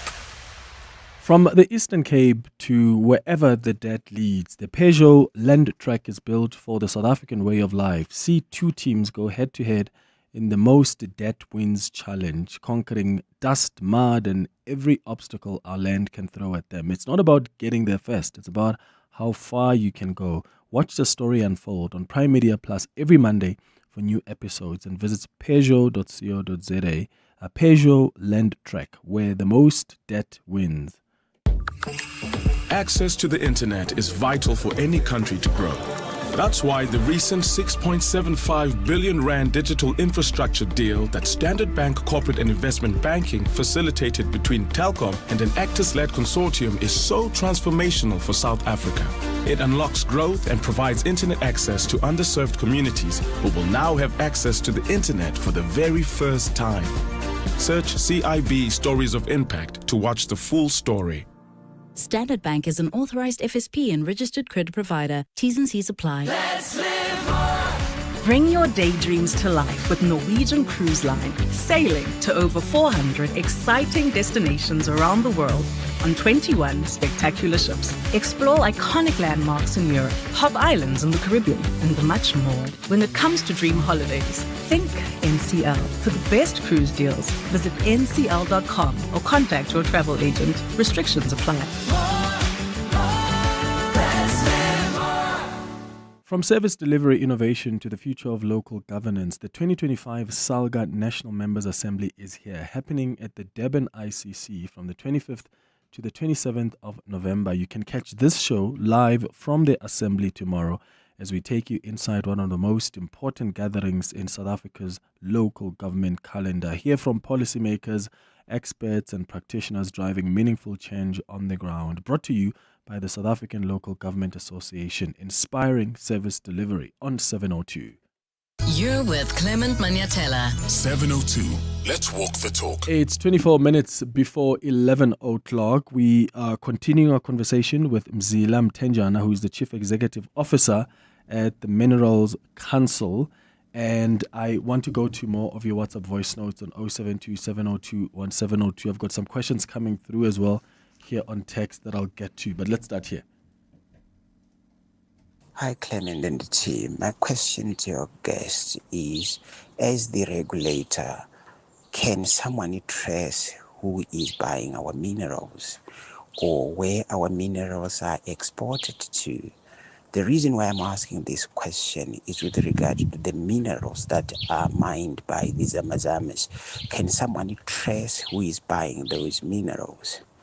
David. Thank you for that question, David. Zila? We're not a regulator. We're a private sector, membership-based organization. As I mentioned, our members are private sector-based. We work very closely with the regulator, in fact, across many government departments. And a lot of the statistics that we look at in terms of export destinations, what's mined, actually come from government.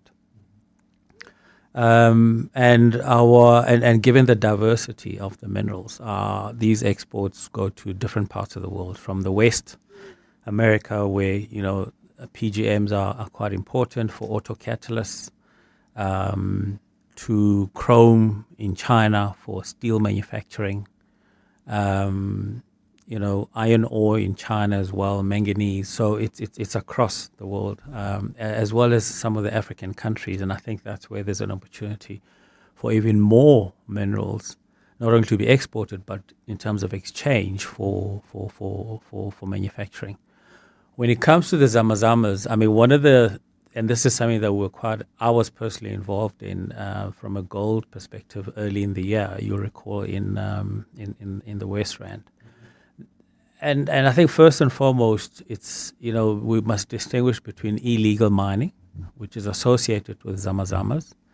But I think the expression of Zamazamas as well also speaks to some venture, maybe subsistence economic activity in terms of informal mining. And to the extent that informal mining is permitted, it makes it positive and constructive in terms of the role that it can play in society. And the issue of Zamazamas, where it is illegal mining, and to the extent, it was very brutal and gory, the extent to which we witnessed it when it took place at the gold mine. I mean, the force of the law needs to come to bear in those instances. And if I can make a reference to the MRD bill, which you introduced earlier, it is one of the things that it's attempting to address in terms of artisanal and small-scale mining. And artisanal and small-scale mining is not necessarily being introduced as a direct response to Zamazamas, but I think as a specific category of mining and entry into the mining value chain at a small scale, and at a scale which is happening within the rule of law. And that distinction is important from what we saw with Zamazamas. And I think the other point about artisanal and small-scale mining is that it will be applicable in certain types of minerals, depending on the geology, the depth, the complexity of mining that commodity. And what we saw with Zamazamas, particularly when it comes to gold, is that they were trying to exploit and extract gold at depths of more than 1,000 meters. They were not using appropriate mechanisms of getting down to those depths. The mine was not equipped in terms of ventilation and conditions for people to work. And the whole system in terms of employment was such that people were really being exploited. The way in which food was being provided was in very secretive, clandestine ways.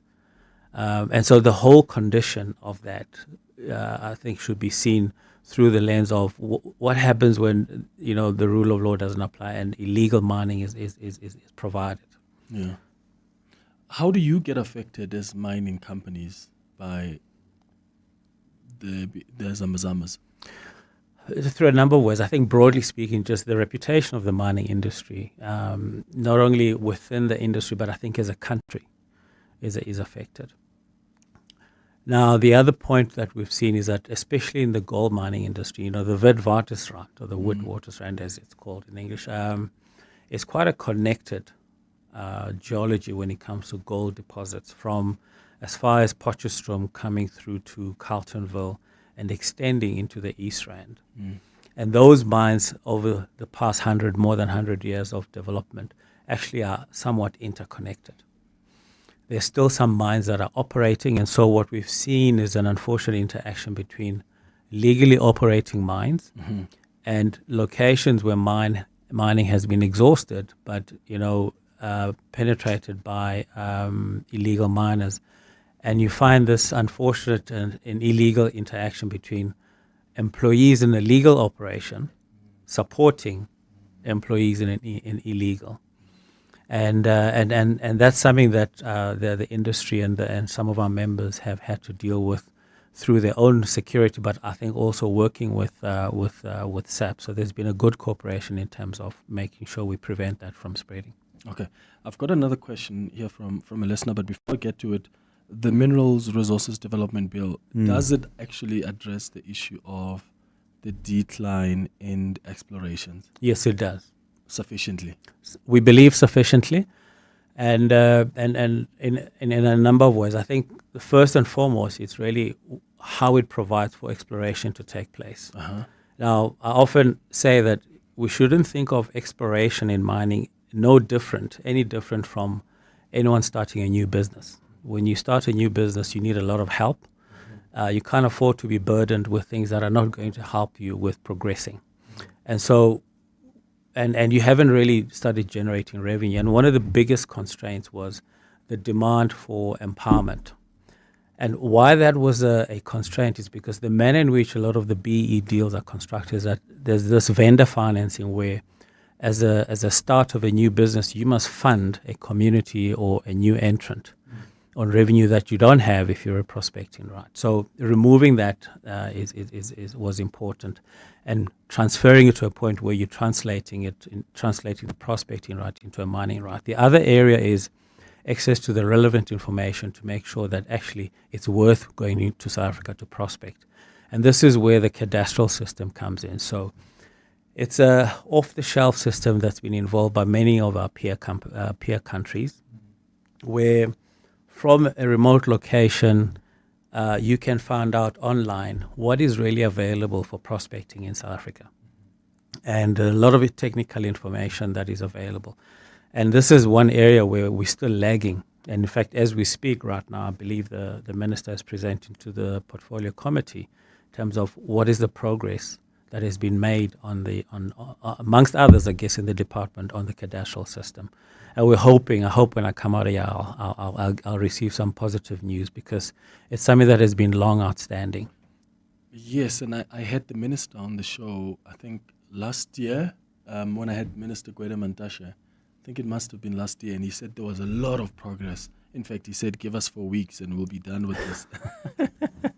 Well, unfortunately, where we sit today, that date has been moved from June this year. Yeah. It was moved to September and I think October. But that's not the first time it's been moved. Yes, unfortunately. And so, as we often say, we remain cautiously optimistic, but I think we're soon going to be bouncing against this boundary of disappointment, but hopefully we don't get there. Yeah, because that's an important part of It's the absolutely industry. critical. It's a competitiveness Yeah. Element when it comes to exploration. Okay, there's a question here about from Mkoke, who says, Clement, please can you ask the CEO there, is there an appetite from the council to explore the introduction of mining curriculum to schools so as to develop and ensure sustainable local mining companies? School as in primary and secondary and high school? I think probably more primary and secondary, because already this is already offered at university level. Yeah, I think, we do need to look at how do we begin to develop interest in our children from a young age in different careers. And it's really a function of the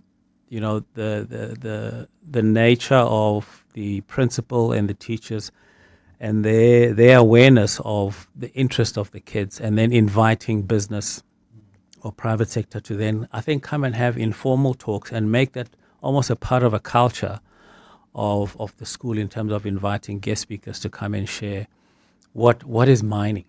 And I think if I can continue to speak along the dimension of mining, I mean, today, unfortunately, you go to school and you speak about mining and you ask any kid if they want to get into the mining, they protest almost as if you had insulted them. And I think we have an opportunity, and it's one of the things I certainly love to do in terms of just providing that insight in terms of what mining is, the importance of mining. You know, we wouldn't live today if we didn't have mining. And in fact, and then the other important thing is how mining is evolving. Mining is a very modern sector. Whilst we still get dirty while we do it in terms of, you know, we still have to dig the earth, we get dusty, we go underground, it's hot and it's sweaty. But in terms of where I see mining going, it is going to be a technologically driven industry in terms of how we extract the minerals, how we mine the minerals. The processing is already quite an advanced tech-based process. And I think that technological development is actually opening up opportunities from a gender perspective and people with disabilities, because it's no longer about physical strength. It's about cognitive strength. It's about mental strength. Okay. And so that's going to be harnessing a lot of the capabilities of our society and population. All right, 12 minutes before 11 o'clock. We'll come back with more of your questions. Sir, ma'am, may I take your order? Yeah, let me get the New York cut, medium rare, truffle fries on the side, and the lady'll have the salmon. Grilled, not poached. 2 dirty martinis. Real dirty. Leafy, what's with the voice? Oh, I came over all Tony Soprano. Get into character on a city break with Premier Hotels and Resorts. Stay Friday and Saturday and get Sunday night for free. Book now at premierhotels.co.za. Let's count backward. 5. Insurance. 4. Pineapple. 3. Insurance. 2. Pineapple. 1. You're under. Pineapple FSP 48650 is underwritten by Omart Insure Limited, a licensed non-life insurer and authorized FSP. Corporates That Care promotes and encourages corporate leaders and all citizens to walk the talk for a better South Africa. Catch Corporates That Care this Wednesday at 10 to 9, featuring Total Energies. Their corporate affairs and CSI manager Talita Sachani will be in conversation with Bongani Bingwa. Join us every Wednesday as we highlight the efforts of companies and brands dedicated to building our country. Corporates That Care is a Prime Media Cares initiative with 702 and Prime Media Outdoor. 702, let's walk the talk and make a difference together. You're with Clement Manyathela. 702. 10 minutes before 11 o'clock. Let's go to more of your questions that are coming through. Let's start with the WhatsApp voice notes. Hi, Clement. A very interesting topic, very relevant topic, especially for today's economic decline. Clement, I think the government institutions, including the Minerals Council, must look into the NGOs, the various NGOs that come in under the disguise of Save the Environment.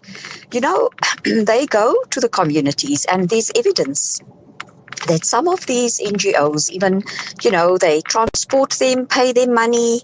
I wouldn't say it's bribery, but it could be a borderline case where you could say these NGOs, whatever the agendas are abusing communities, so that there should not be any more new mining projects to be implemented in the name of Save the Environment.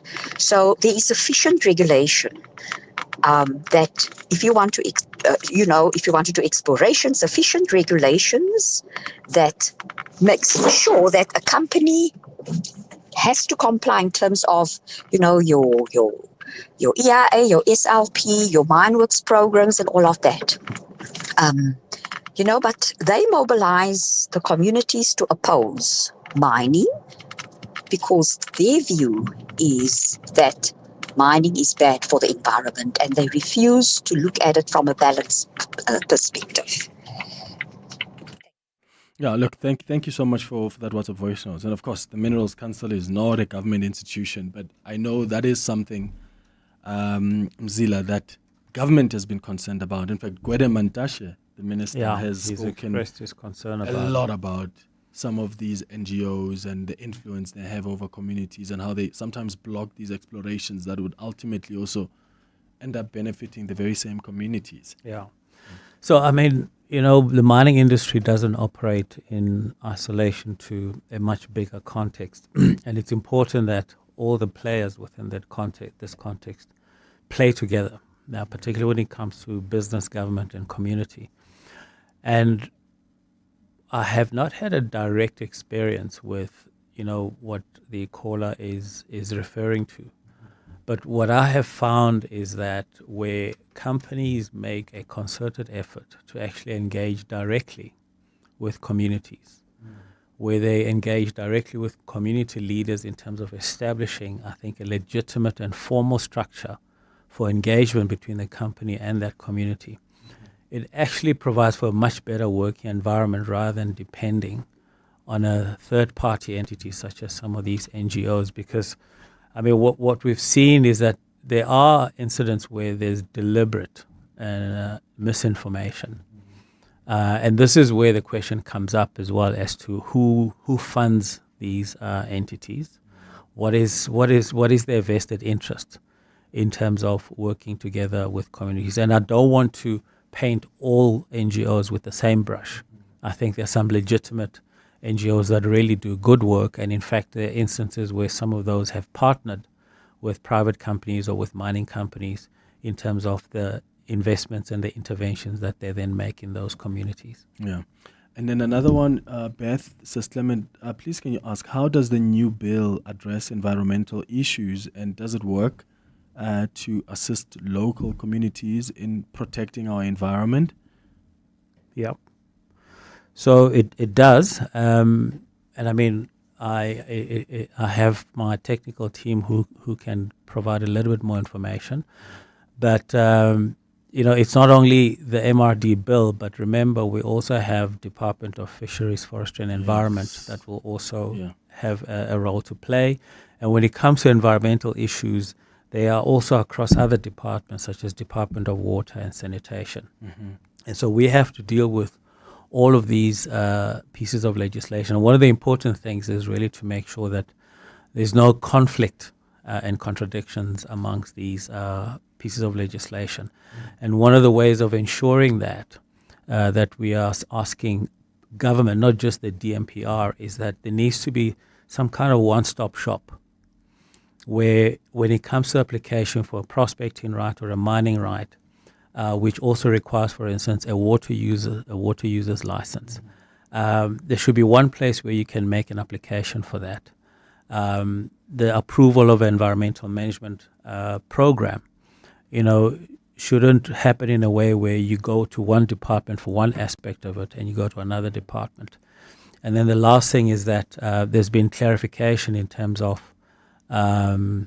the National Environmental Management Act, NEMA, in terms of which department actually has jurisdiction and oversight for that. And those aspects will make it much clearer in terms of how mining companies actually adhere to environmental law. Yeah. You said earlier that there is a critical minerals strategy, government's critical minerals strategy. Mm. As an industry, how confident are you in that strategy, that it's going to help attract investment, it's going to help the mining sector return to optimal performance? So maybe I'll answer it in this way, that I think South Africa is fortunate that it has a significant mineral endowment as it does, because a lot of what the rest of the world defines as critical minerals are minerals that we ordinarily actually mine, other than, what has come to fruition now in terms of the rare earth. I think copper has significantly been elevated. some of the battery metals like lithium. But when it comes to manganese and nickel, PGMs for hydrogen, I mean, those are metals that are already an important part. And so for us, I think what the strategy has done is just give focus to what I think firstly is a significant opportunity. And then it is, well, if these are critical for South Africa, how do we unlock the opportunities? How do we make sure that we get the appropriate investment? How do we make sure that the legislative process? So what it has done is it has elevated the conversation where we are focusing on the right things that will make sure that we unlock the full potential of South Africa's mineral endowment, particularly when it comes to what we call the category 3 critical minerals, which are so there's high criticality, medium to high, and then the third category, which is less than medium. And so the exploration potential of those minerals is significant, and I think that has potential to attract a lot of investment, and hence, what we want to see in the MRD bill is a huge focus on making sure that the legislative provision is not a constraint. All right, Mzila Mtenjana, thank you so much for speaking to us. Oh, it's a pleasure. Thank you for having me. It's 2 minutes now before 11. You've heard the songs, but until you've seen it live, you haven't experienced the magic of cats. Coming to Monte Casino from 17 January until 22 February, it's the memory shared by millions. Book now at Web Tickets, brought to you by Peter Turin and GWB Entertainment. Kick off to glory with Hollywood Bids and Aziz Shege. Be in the game. Go full speed ahead with the epic competition. You stand to win a share of 4 million rand in cash and prizes, including an all-new Toyota Corolla Cross. Bet 10 rand or more on any soccer fixture or fixtures online or at your nearest branch. Live life in the fast lane. Bet now for your chance to score. T's and C's apply. Hollywood Sportsbook is a licensed betting operator. No persons under the age of 18 years are permitted to gamble. Winners know when to stop. South African Responsible Gambling Foundation toll-free counselling line 0800 006 008 or WhatsApp HELP to 076 675 0710. Clear your weekend. The luxury sale of the season is here. Head down to the Gallagher Black Friday sale this weekend and score luxury fashion at unbeatable prices. Shop Calvin Klein and Tommy Hilfiger jeans, sneakers, accessories and more. Visit the Gallagher Black Friday sale from Thursday the 27th of November to Sunday the 30th of November at the Gallagher Convention Centre in Midrand. First come, first to style. Clement is on X At The Real Clement M. It's now 11 o'clock. Time for the latest in eyewitness news. After the news, we're going to do our World of Work feature. And today we're going to be focusing on a conversation we were meant to have last week around how to deal with boredom in your career. Do you ever feel like the hours are just stretching out at work and you're still doing the same shift, the same thing every single day? You're getting bored. How do you get out of that zone? That's what we're going to be talking about after the news. This is EWN. Good morning, I'm Sfiso Zulu. The city of Joburg has confirmed the death of former JMPD head David Tembe. Emergency services yesterday found Tembe dead in his home in Bramley. It's understood he'd complained about not feeling well to colleagues on Friday and was working from home. The cause of his death is yet to be determined. Oren Singh reports. EWN understands that David Tembe died on Friday as he was in the same clothing when discovered yesterday. According to well-placed sources, Tembe's domestic worker left his home on Friday afternoon with Tembe locking up after she left. He was found with his house keys in his hand and still wearing a robe he had been wearing on Friday. When arriving at his home yesterday, his helper could not gain access and alerted authorities. Emergency services managed to enter the home where they found Tembe unresponsive. He was taken to a state mortuary and his family was only notified this morning. Tembe was appointed JMPD chief in 2017 and later served as MMC for Public Safety from 2021 to 2023. Most recently, he worked as strategic advisor to the current MMC for Public Safety, Mngini Chwaku. Arun Singh, Eyewitness News. Hawks captain Dale Norkia has concluded his testimony at the Madlanga Commission following a brief appearance this morning where he spoke about the arrest of alleged underworld figure Katiso Katie Molefe. Molefe was arrested during a raid by members of the Political Killings Task Team and Special Task Force in connection with the murder of Vereniging engineer Armand Swart. Previous testimony raised concerns over alleged interference by members of the Hawks during the raid at Molefe's Sandhurst home in December last year. Norkia says he was instructed to verify if the operation at Molefe's premises was legitimate and that 3 separate Hawks teams were deployed to verify this. On the 6th of December, which was on a Friday at around 16:24, I received a call on my cell phone from Lieutenant Colonel Matlole, whereby we had to attend to follow-up information in regard to people impersonating themselves as Hawks members. 2 other Hawks members are set to testify before the Commission today. The government in KwaZulu-Natal has established a joint operations centre to respond to the chaos that was caused by extreme weather. 1 person was found dead in a river yesterday in New Hanover, while emergency crews are searching for 2 more missing people swept away by floods. KZN Cooperative Governance Department spokesperson Senzelwe Mzila says hundreds of homes in the area have been washed away. The reports that we're getting is that a number of areas have been affected, even including in the area of Echewini, where the orphanage was severely damaged as a result of the flooding. We've also received reports as well from broader areas such as the Amachuba district, Utubela district, where there has been also some form of damage as a result of flooding. And today marks the official start of the 16 days of activism for no violence against women and children campaign. But South Africans started making their voices heard earlier than usual this year with a nationwide shutdown against gender-based violence and femicide last Friday ahead of the G20 Leaders Summit. The G20 Women's Shutdown saw participants dress in black and join a 15-minute standstill by lying down at midday to honor women murdered in the country every day. President Cyril Ramaphosa last week said South Africa will now classify gender-based violence and femicide as a crisis that must be urgently addressed. Minister in the Presidency for Women, Youth and People with Disabilities, Sindisiwe Chikunga, says this year's campaign will be different. Responding to what the President said, for instance, yesterday there was an intergovernmental meeting that was called to therefore look at what we need to do going forward. And indeed, there were presentations and there were decisions that were taken, and we will therefore be coming together again to say what are the actions that need to be taken. Gold is trading at $4,135.67 an ounce. The rand is at 17.25 to the dollar, 22.64 to the pound, 19.88 to the euro. Brent crude oil is at $63.01 a barrel. And in the traffic, we've got delays on the M2 West. This is between Heidelberg Road and the Crown Interchange. That's due to an accident. Please be on the lookout there. While travelling on the N3 North, queuing traffic between Van Buren Road and the Kilulis Interchange. A cloudy day in store for Gauteng with scattered showers, then thunder showers. The temperatures will peak at highs between 20 and 21 degrees. The top story in EWN this hour, the city of Johannesburg has confirmed the death of former JMPD head David Tembe. EWN, in touch, in tune, and independent.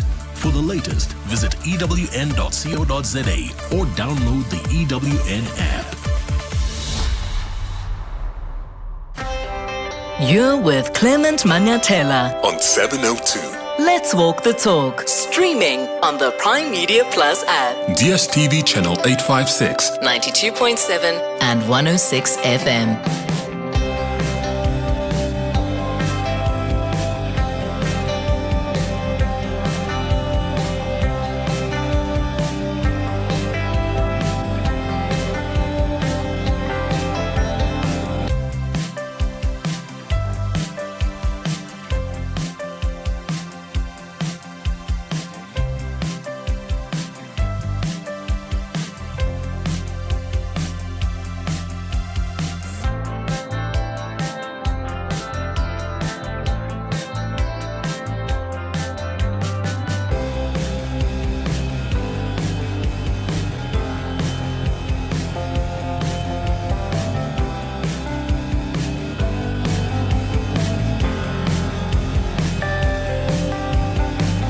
6 minutes after 11 o'clock. Dumelang, welcome to the third and final hour of the Clement Manyathela Show. Thanks for staying with us here on 702.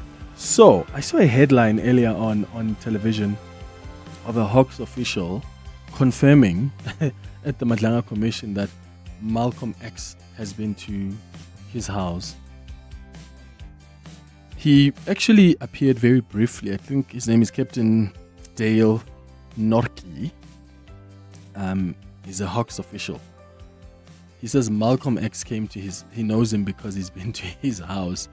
So the thing is, you have to listen and watch these things in context as you try to connect the dots. Malcolm X, who's a super consultant, we interviewed him on the show. He told us that he has a good relationship. Like, he speaks to Godfrey Lebeya, who is the former Hawks head. In fact, he called Godfrey Lebeya when Ket Matlala was being arrested. Earlier this year? Was that in December? Earlier this, KT Molefe. There's so many of them. KT Molefe was being arrested. And guess who called? So it was being arrested by members of the SAPS. And guess who then calls the head of the Hawks to say, send your people here because Katie is being arrested by people who claim to be Hawks officials. In fact, when you watch what's been coming out of the Madlanga Commission, you can tell that the issue was not so much that people are claiming to be Hawks officers, because the people who arrested Katie Molefe identified themselves as SAPS members. They said that at the Madlanga Commission. They've never claimed to be Hawks officials. They said, we are members of the PKTT. Some of us. But we're from the Gauteng. We're here too. Some of us from Gauteng, we're here to arrest this man. So you can tell that when the call was made to the Hawks, it was for come and intervene. Because this powerful man, Katie Molefe, is about to be arrested. Now we find out that the same man who made the call to Godfrey Lebeya to send a team. I mean, there was a team of about 16 Hawks officers who went and almost had a very dangerous confrontation with the SAPS. Can you imagine, as the SAPS, you're about to effect an arrest and suddenly there are Hawks officers who come there heavily armed. There's a helicopter hovering around the house of the person you're there to arrest. What do? And the people had not identified themselves. In fact, the SAPS people who are arresting Katie Molefe had to call for backup and say, hey, we may need backup here because is this an ambush? What is it? And now we're learning that the person who called the head of the Hawks to send a team has also been to Captain Norky's house, who is a Hawks official. That's really interesting. There was a headline there on SABC News I saw on the screen as the Hawks official had testified earlier on. Paul Makere Khadebe. Who's Paul Makere Khadebe? So is he also from the Hawks? So the producers are telling me that Paul Makere Khadebe, who's also from the Hawks, is actually the one who said Malcolm X has been to their house, not Captain Norky.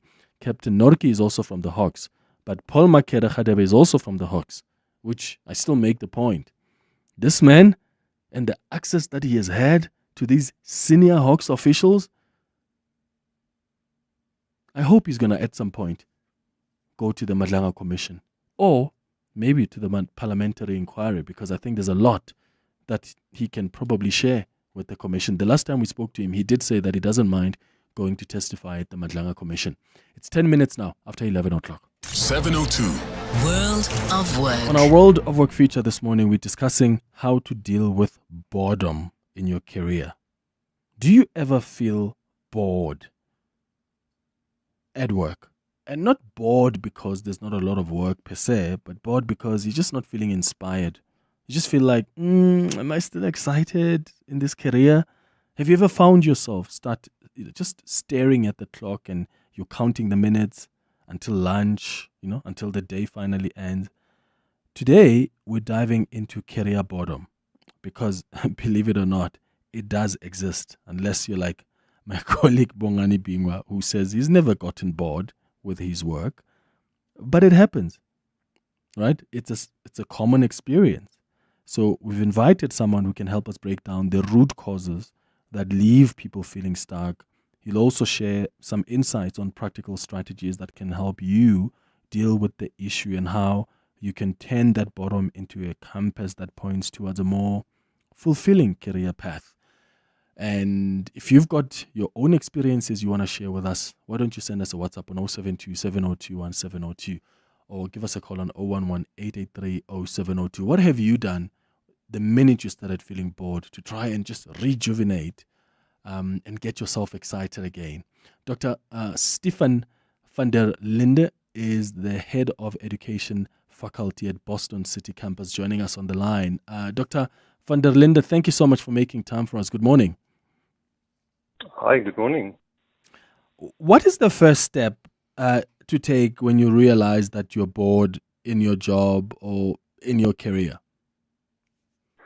Well, if you could say that when you realize when you're bored in your career, it means that you're not inspired. I would say that when you realize that you're monotonous doing and that nothing inspires you anymore. So I think first steps that you should do is to reevaluate your purpose and what you want to achieve. Okay, but the people who get bored in your experience, is it people who have gotten into careers that they were not really passionate about, or can you still be in a career that you've always wanted to be part of and you are passionate and you love your job, but you've got these moments, like these bouts where you're just feeling just uninspired and you're feeling bored? Or is that only reserved for people who, like, this was my secondary option?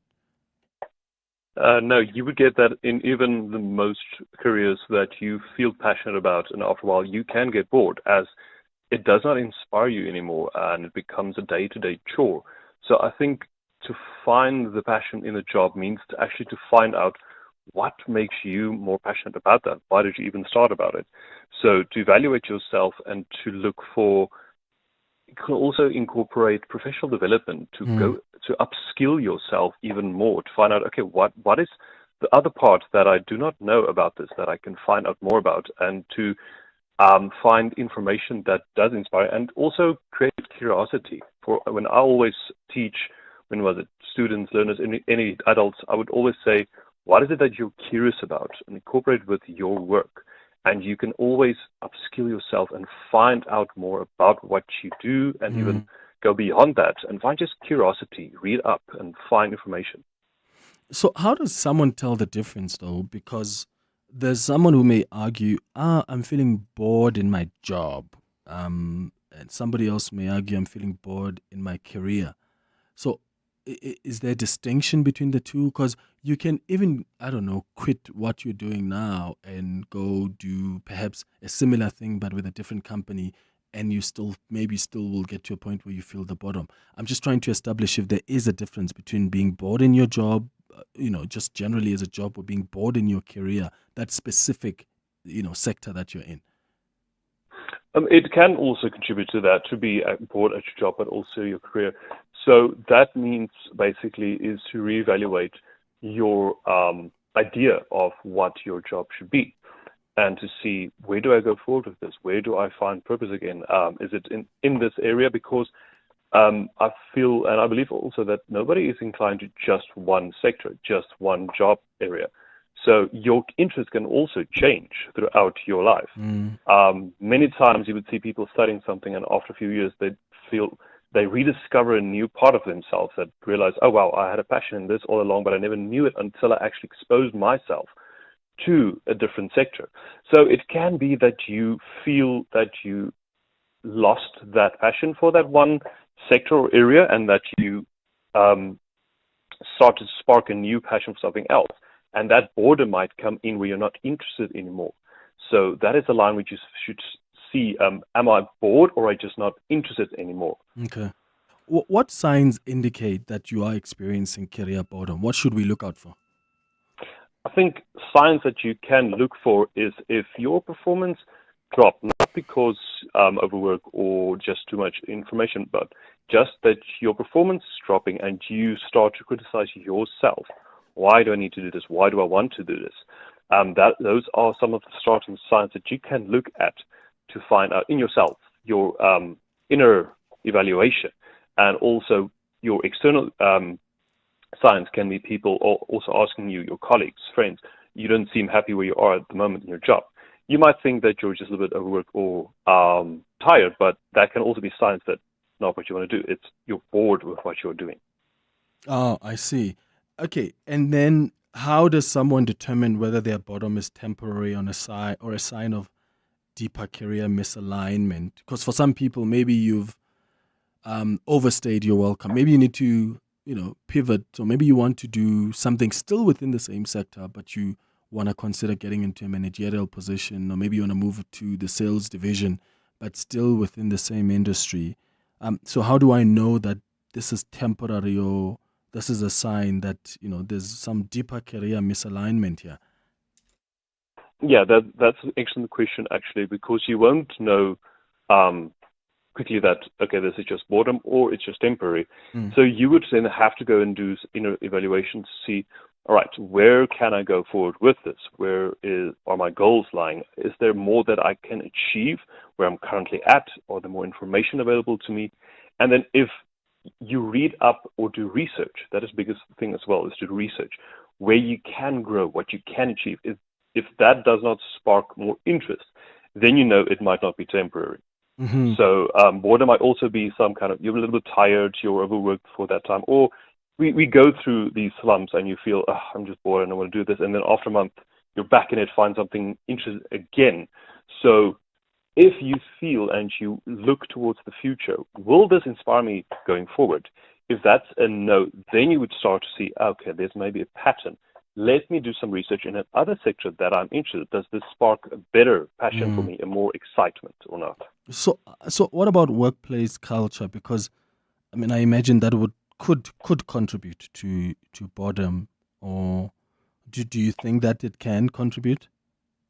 Yes, workplace culture plays a massive role in any type of employee's day-to-day work life, because with boredom as well, you can have a very big passion of what you do, but a workplace culture can damp that to a maximum point, because you have a passion for what you do and you have a passion for what you create. But if the workplace culture does not foster that, it can dampen that, and you can feel like you're bored, but you do not want to do this anymore because of that influence. So you might look at the workplace culture. How can I improve this to improve myself as well? It does definitely have a direct impact. It's 19 minutes after 11 o'clock. Share your thoughts with us. Are you a person that feels bored in your career? Do you feel like, this doesn't excite me anymore? Do you feel like you want to move to a different sector, a different division within the group, if you work within a company like that? Or do you want to pivot? You want to try and do something else? Let us know how you've navigated. And for some of you that have changed careers because you just finally were not excited anymore with your career, how did you navigate that? And did things change when you finally changed careers? And what happens when you feel bored with where you are now? What do you do? 011-883-0702. WhatsApp's on 072-702-1702. You are not dreaming. You are repeating. Insurance, pineapple. Insurance, pineapple. Insurance, pineapple. Insurance, pineapple. Pineapple FSP 48650 is underwritten by Omart Insure Limited, a licensed non-life insurer and authorized FSP.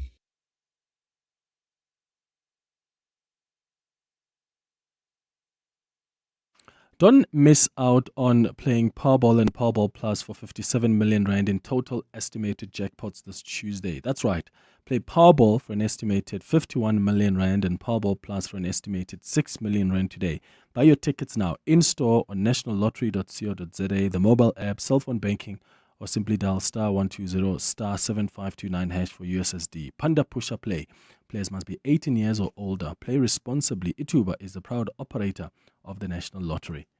Hey, Chomi. Sorry I missed your call. I just got back from Dis-Chem where I was doing my Christmas shopping, spoiling the fam, when I spot these signs about better rewards. Turns out you can unlock special promo prices just by being a member. So obvious, I'm in. Long story short, I loaded my trolley with all the gifts and goodies and headed to the till. My slip, it just kept going and going. And my savings, I could literally see the difference. It's true. My till slip never looked better. You should better reward yourself too, hey? Okay, friend, bye.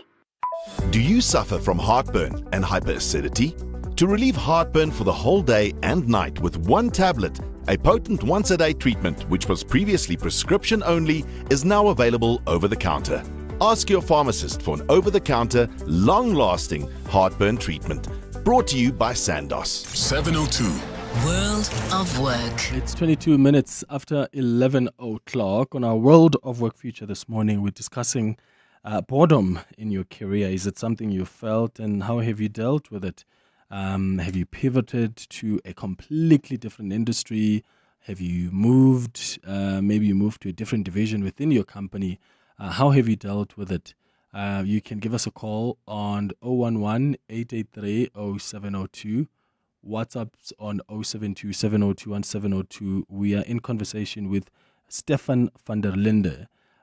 Let's go to this. Before we go to this WhatsApp voice note, there's a message here that's come from Lebu who says, "Hi Clement, I started feeling bored in my new career 2 years ago. 2 years into it, I started investing in activities that I enjoy outside of work. Although the workday is still painful, then I decided to pursue studies that will hopefully lead to a new career in the near future." Oh, that's great. That's Lebu in Pretoria. What have you done? Lebu says she started investing in activities that she enjoys outside of work, although it's still painful, being at work. And she's also pursued studies that will hopefully lead to this new career path in the near future. What is it that you have done? Let us know. Here's a WhatsApp that's come through. Good morning, Clement. Thanks for a great show so far. I'm Ryan from Boksburg.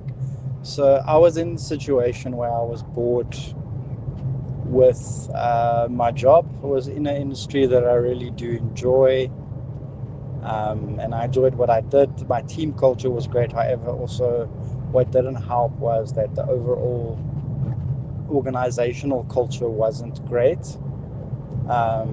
And also, my days became very monotonous. An opportunity presented itself where I'm in a sector that I haven't worked in before. However, a lot of the functions that I've used to perform in my previous role and other roles kind of all culminated in a very unique way. And now I'm fully loving what I do. Every day, yes, there's still some elements that are the same, that I do, certain tasks that are the same, but I've got a lot more freedom and flexibility now. I've got a great organization that I'm working for. The culture is amazing. My boss, the CEO, is also an amazing individual who's always open to ideas, to feedback on, how can we improve, how can we do better, or let's try something new. There's not any of the general barriers that I tended to see in your typical corporate 9 to 5. Thanks for a great show on this topic. Thank you very much for sharing your thoughts with us. Pamela, you're in Roodepoort. Good morning. Good morning. Yes, I'd like to share my experience. So I was in an organization for 11 years, and there came a point, and I was thriving. I was the best performer, but there came a point where I had a meltdown. I suffered from depression due to the culture of the environment that contributed a lot. So I got into debt as well, as I had to pay for my studying fees. And I ended up finding an opportunity within the network marketing sector, which I joined last year, March. It helped pay off all my debt. It helped me get a new car even. And 7 weeks ago, I left the employer to pursue network marketing full time. So I'm now my own boss. I own my time, and I'm able to juggle my family life and my social life. Jeez, I'm happy. That's incredible. And this is after how many years? This is 11 years. 11 years. 11 years. So network marketing has given me the freedom and excitement that I've Yeah. never felt in the industry. What do you do as a network marketer? As a network marketer, you recommend products, because I know if I use the selling word, people will be scared to say, no, I don't want to sell. Yeah. I've got a degree, but every day I go around to the streets and I sell health products within the health industry. So the company is Forever Living. I joined it last year. It helped me get out of debt review, helped me buy a new car, and I'm now living my life. I'll be traveling the world soon from next year. Okay, Pamela and Rudeport, all the best. She says she got bored after 11 years in her career, and now network marketer. Never heard of that. Network marketing. Interesting. And then another message on the WhatsApp line says, good morning, Clement. For me, I wouldn't say that I have a career, because for me, a career is something that develops and one grows from. Unfortunately, in the country we live in, not everyone has the luxury of changing jobs. I'm currently serving in the armed forces. And I'm also improving myself through education and have over 10 years experience, and I'm still finding, I'm still finding it difficult to get something else. And it's frustrating. I'm even thinking of resigning, but responsibilities are not allowing me to do so. In the armed forces. What do you do in the armed forces? Anonymous, if you don't mind sharing. And did you get into it? Because here's the thing about a country like ours. There are many people that end up getting into jobs, not because that's what they really want to do, but because unemployment is so rife.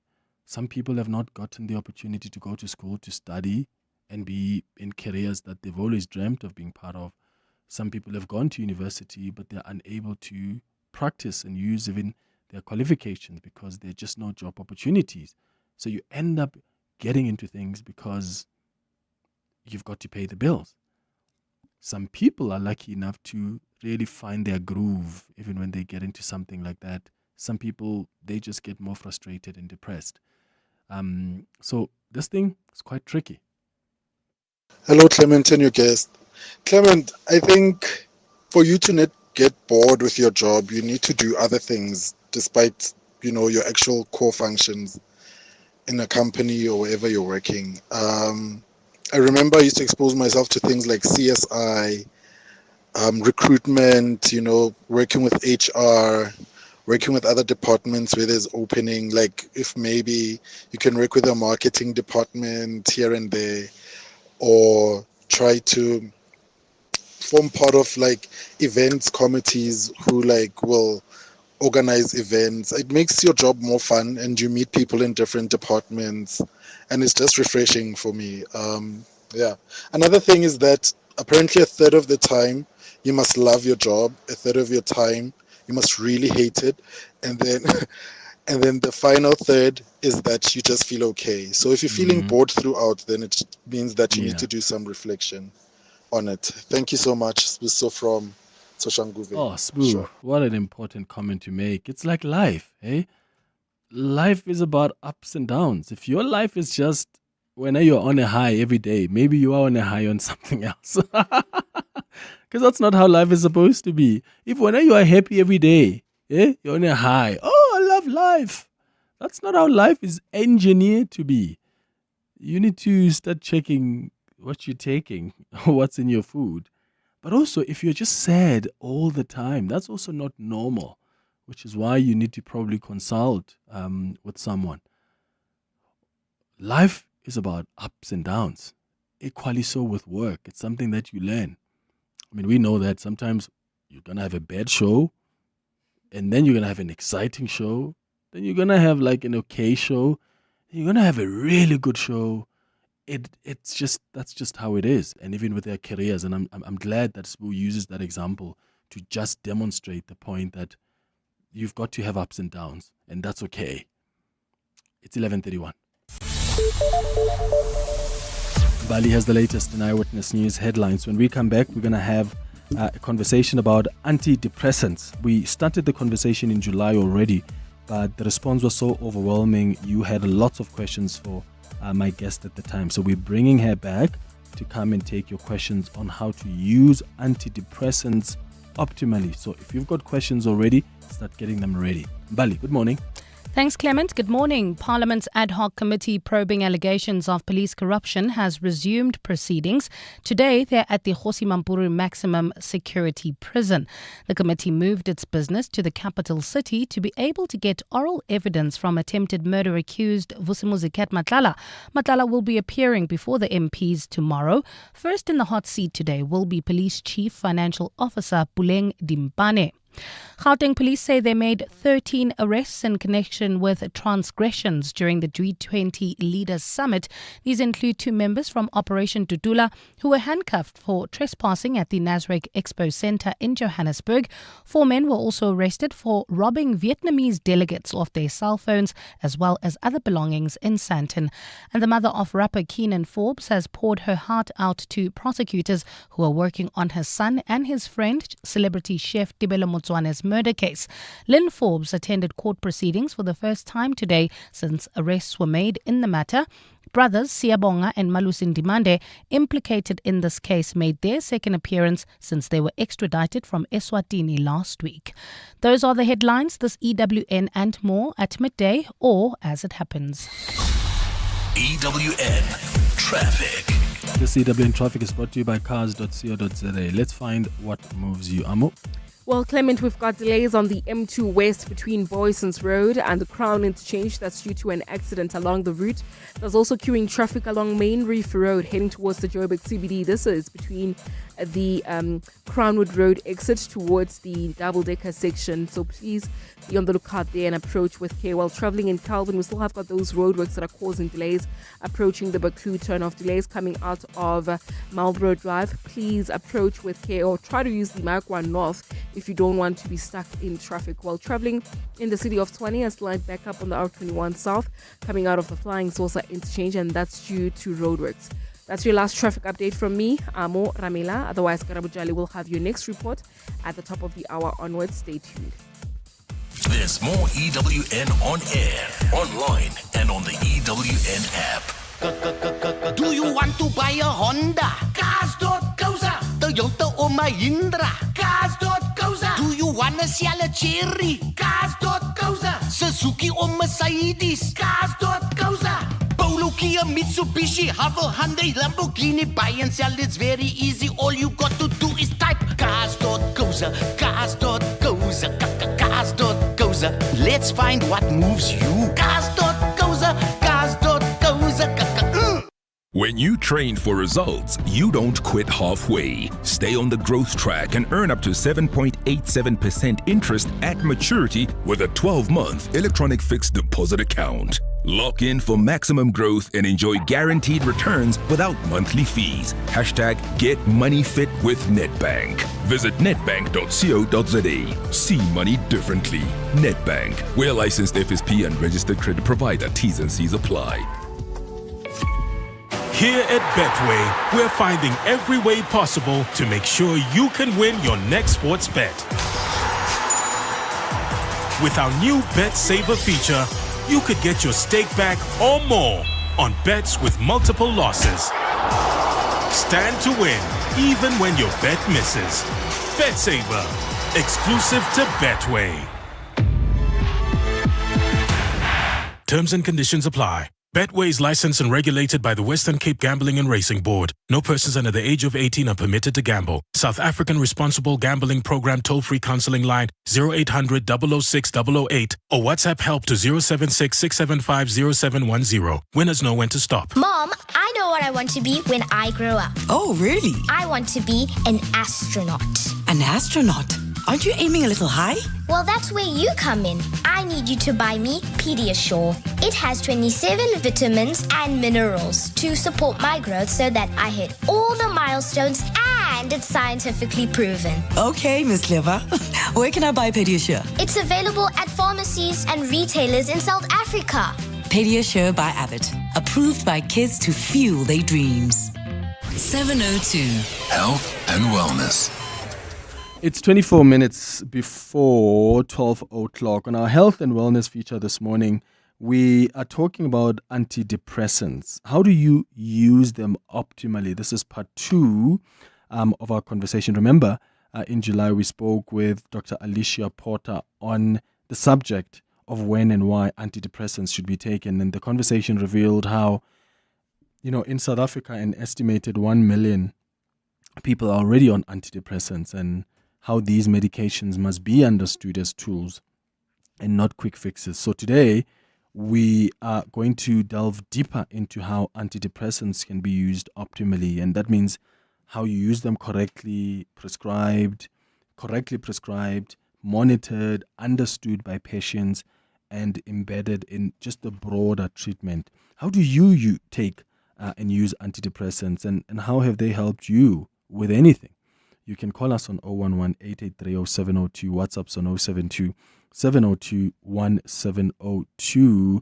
Dr. Alicia Porter is a psychiatrist joining us on the line. Welcome back to the show, Dr. Porter. Good morning. Hi, Clement. Good morning. It's good to be here on this. I'm not sure what the weather's doing Tuesday here in Johannesburg. Yeah, right.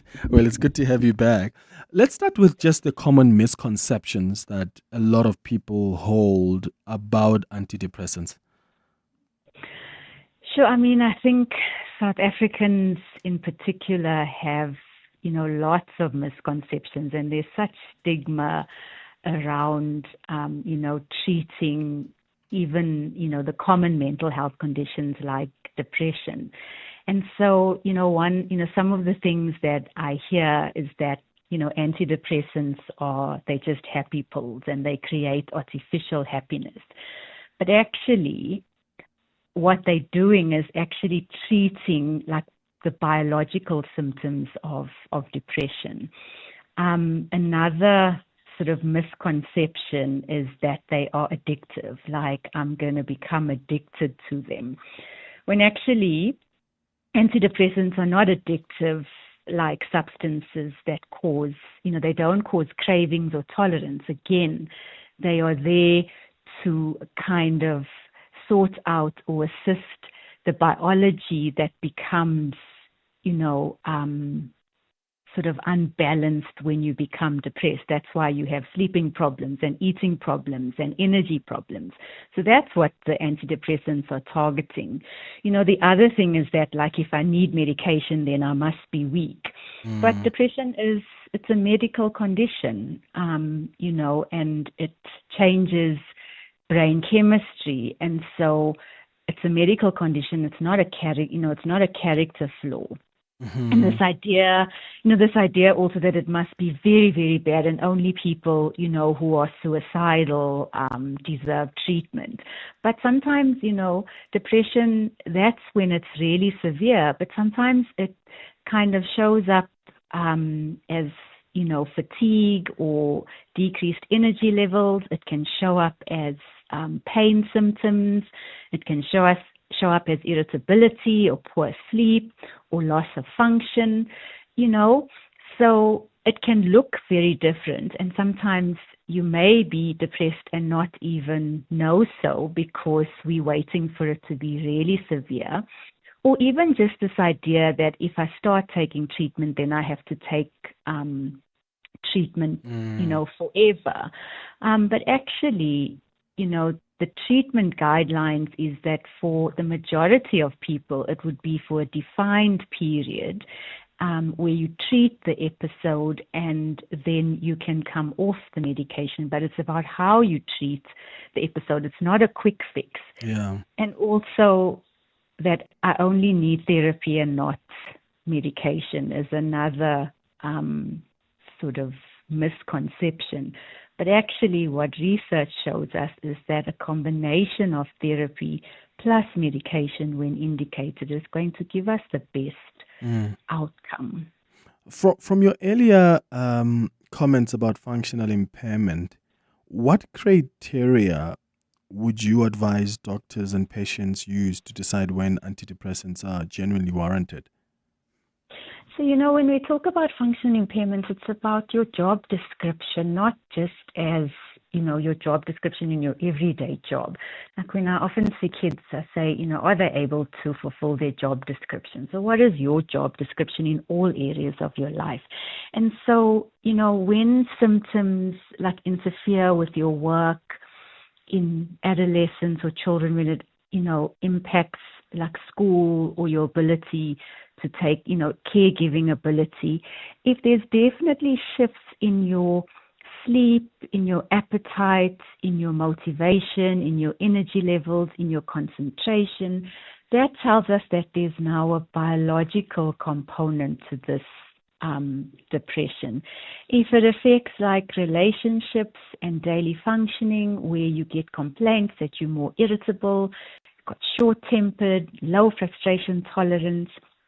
Also, if you can't shake it, if it's something that then kind of lasts for weeks, despite you, embarking on self-care and support, where even if it doesn't matter how much you sleep on the weekend and you wake up on a Monday morning and you're still tired, that often is kind of leaning more to just something like burnout, or you tired from, the week. It's sort of signaling that there may be a depression.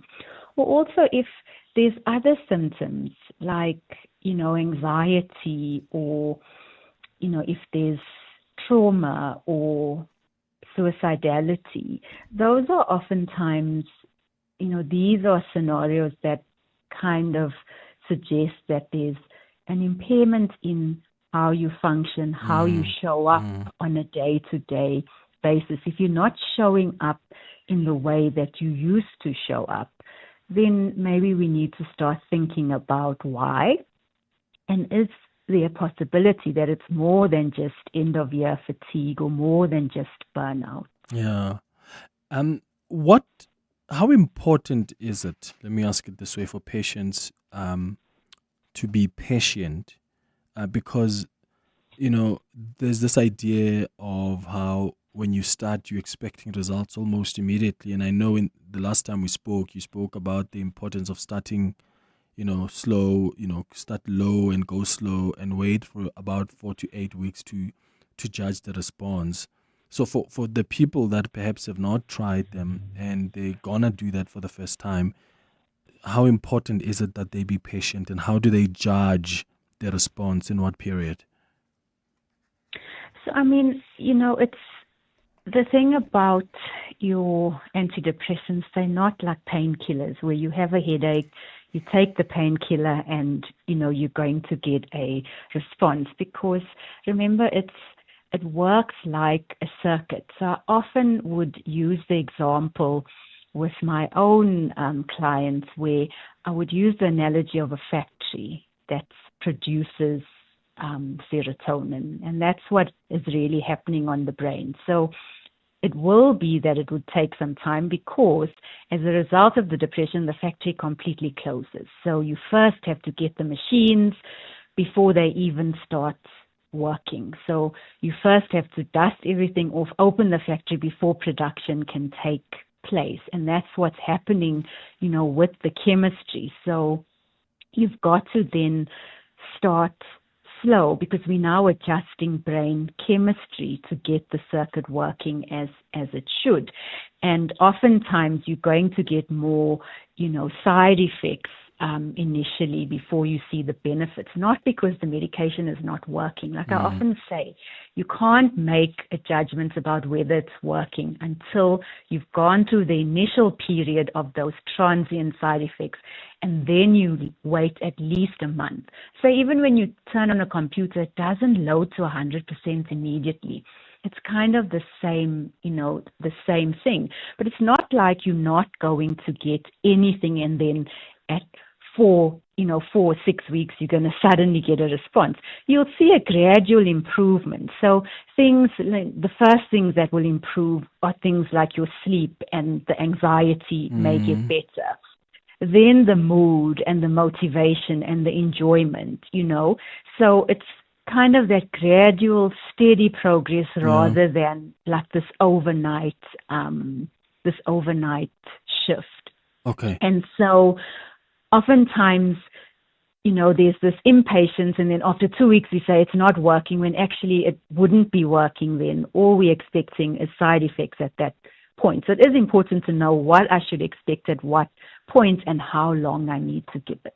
Yeah, I've got some questions coming through and inputs from our listeners, so we'll get to those after the break. We're speaking to Dr. Alicia Porter, who's a psychiatrist, about the use of antidepressants. How do you use them optimally? And I want you to share what some of your experiences have been. Have you used them? How do you use them? How have they helped you, if at all? 011-883-0702. You can send a WhatsApp as well. It's 13 before 12. And the award for the spiciest stunt performed in a bowl goes to Tom Yum Cruise. Thank you everyone. Wow, what an honor. I'd like to thank the chilies, the lemongrass, and of course, Simply Asia, for believing in my flavor. It's the summer of stars at Simply Asia. Stand a chance to win a Toyota Starlet when you spend 200 Rand or more on our famous flavors. Order now. Simply Asia, connecting the Thaiway. Mr. Govender, congrats on the retirement. You just sold your car to We Buy Cars. Tell us about it. Yes, it just gathered dust in the garage, so I exchanged it for cold hard cash. Now my wife and I can enjoy a stress-free retirement. Retiring the car as you retire. Nice. So why We Buy Cars? It was so quick. They came over to our house to do the evaluation, and we sold it the same day. Tops, man. Okay, so now you got even more time on your hands, eh? Exactly. We Buy Cars. Geared for your next chapter. Geared for you. To walk the talk is to turn words into meaningful actions. And it's what we at 702 are committed to doing every day. We are also committed to following the rules set out by the Broadcasting Complaints Commission's Code of Conduct. To give you balanced programming, fair comments, and accurate news. But if we stumble along the way and you feel we are not living up to the code, let us know on comment@702.co.za. And if after that you're still not happy, you can direct your complaint in writing to the Broadcasting Complaints Commission. Email bccsa@nabsa.co.za. For more, visit bccsa.co.za. You know what success looks like. Now discover why focus is the driving force behind every success story. Catch 702 in conversation with Momentum on The Money Show with Stephen Krutters every Thursday, discussing the science of success. Step into the mindset of top financial achievers and discover how your thinking, behavior, and focus can shape lasting financial success. That's 702 in conversation with Momentum. Thursdays on The Money Show with Stephen Krutters. Momentum, your journey to success on 702. Momentum is an authorized financial services and registered credit provider. 702. Health and wellness. It's 11 minutes before 12 o'clock. We're talking about antidepressants and how to use them optimally. What concerns have you had with antidepressants, or how helpful have they been to you? We're speaking to Dr. Alicia Porter, who's a psychiatrist. Let's start with your WhatsApp voice notes. Anonymous says, "Hi Clement, it's not like we don't want to take antidepressants, but most medical aids do not pay for them unless you are on a higher plan. So it gets expensive and we end up not taking them anymore." Another one says, "Clement, Anonymous here, please can you ask the doctor there, what are the long-term effects of Lexamil and Dopaquil?" Dr. Porter? Hello? Hi, Dr. Porter. There's a question here about the long-term effects of Lexamil and Dopaquil. And Busisi, and then there was another comment about why antidepressants are not being used. And this listener says it's because just medical aids do not pay for them unless you are on a higher plan. So it really gets expensive, which is why for people who also started taking antidepressants, they end up not taking them anymore. I mean, and I think so, with regards to the first question about the medical aids, that's, quite a big limiting factor. And, there are some medical aids that would pay and others that wouldn't. But I mean, I definitely think that that's one of the barriers in terms of access to care. And so that is a fight that we continuously fight, where we want, because I think mental health conditions are stigmatized in all spheres. And one of the areas that they're highly stigmatized is even with the medical aids, where they're not treated the same as medical conditions, when mental health conditions are medical conditions. So that is advocacy that's needed, and awareness, and really more pressure needs to be created around funding for mental health concerns, because the stigma is deafening, and it's all around stigma. As I say, there are some medical aids that will pay and others that wouldn't. So it really does. So that would be one thing. When you're looking for a medical aid, maybe you do need to look and see what their mental health coverage is like. In terms of the second question, it's very difficult to say if I'm not sure of the context. And in terms of, with your Lexamil, that is an anti-depressant, and provided you have functioning liver and kidneys, in terms of the long-term side effects, there aren't many in terms of like it would impact or it interacts with other drugs, but not treating the depression has more of a risk than actually treating the depression. And again, with Dopacol, it would depend on what it's being used for. It is registered as an antipsychotic, but at low doses, it really helps with sleep. It affects your dopamine. But again, it does depend on dosing. And so, it's not as simple as what are the long-term effects. It really does depend on the individual, whether there are other medical conditions and those kind of things. Yeah. Another one says, "Hi Clement, I have used antidepressants in the past and they had several side effects, one of which was anxiety. The meds were prescribed by a psychiatrist. I've been on Lion's Mane for a few months now and I have never felt better." Any advice you have for someone facing a situation like this?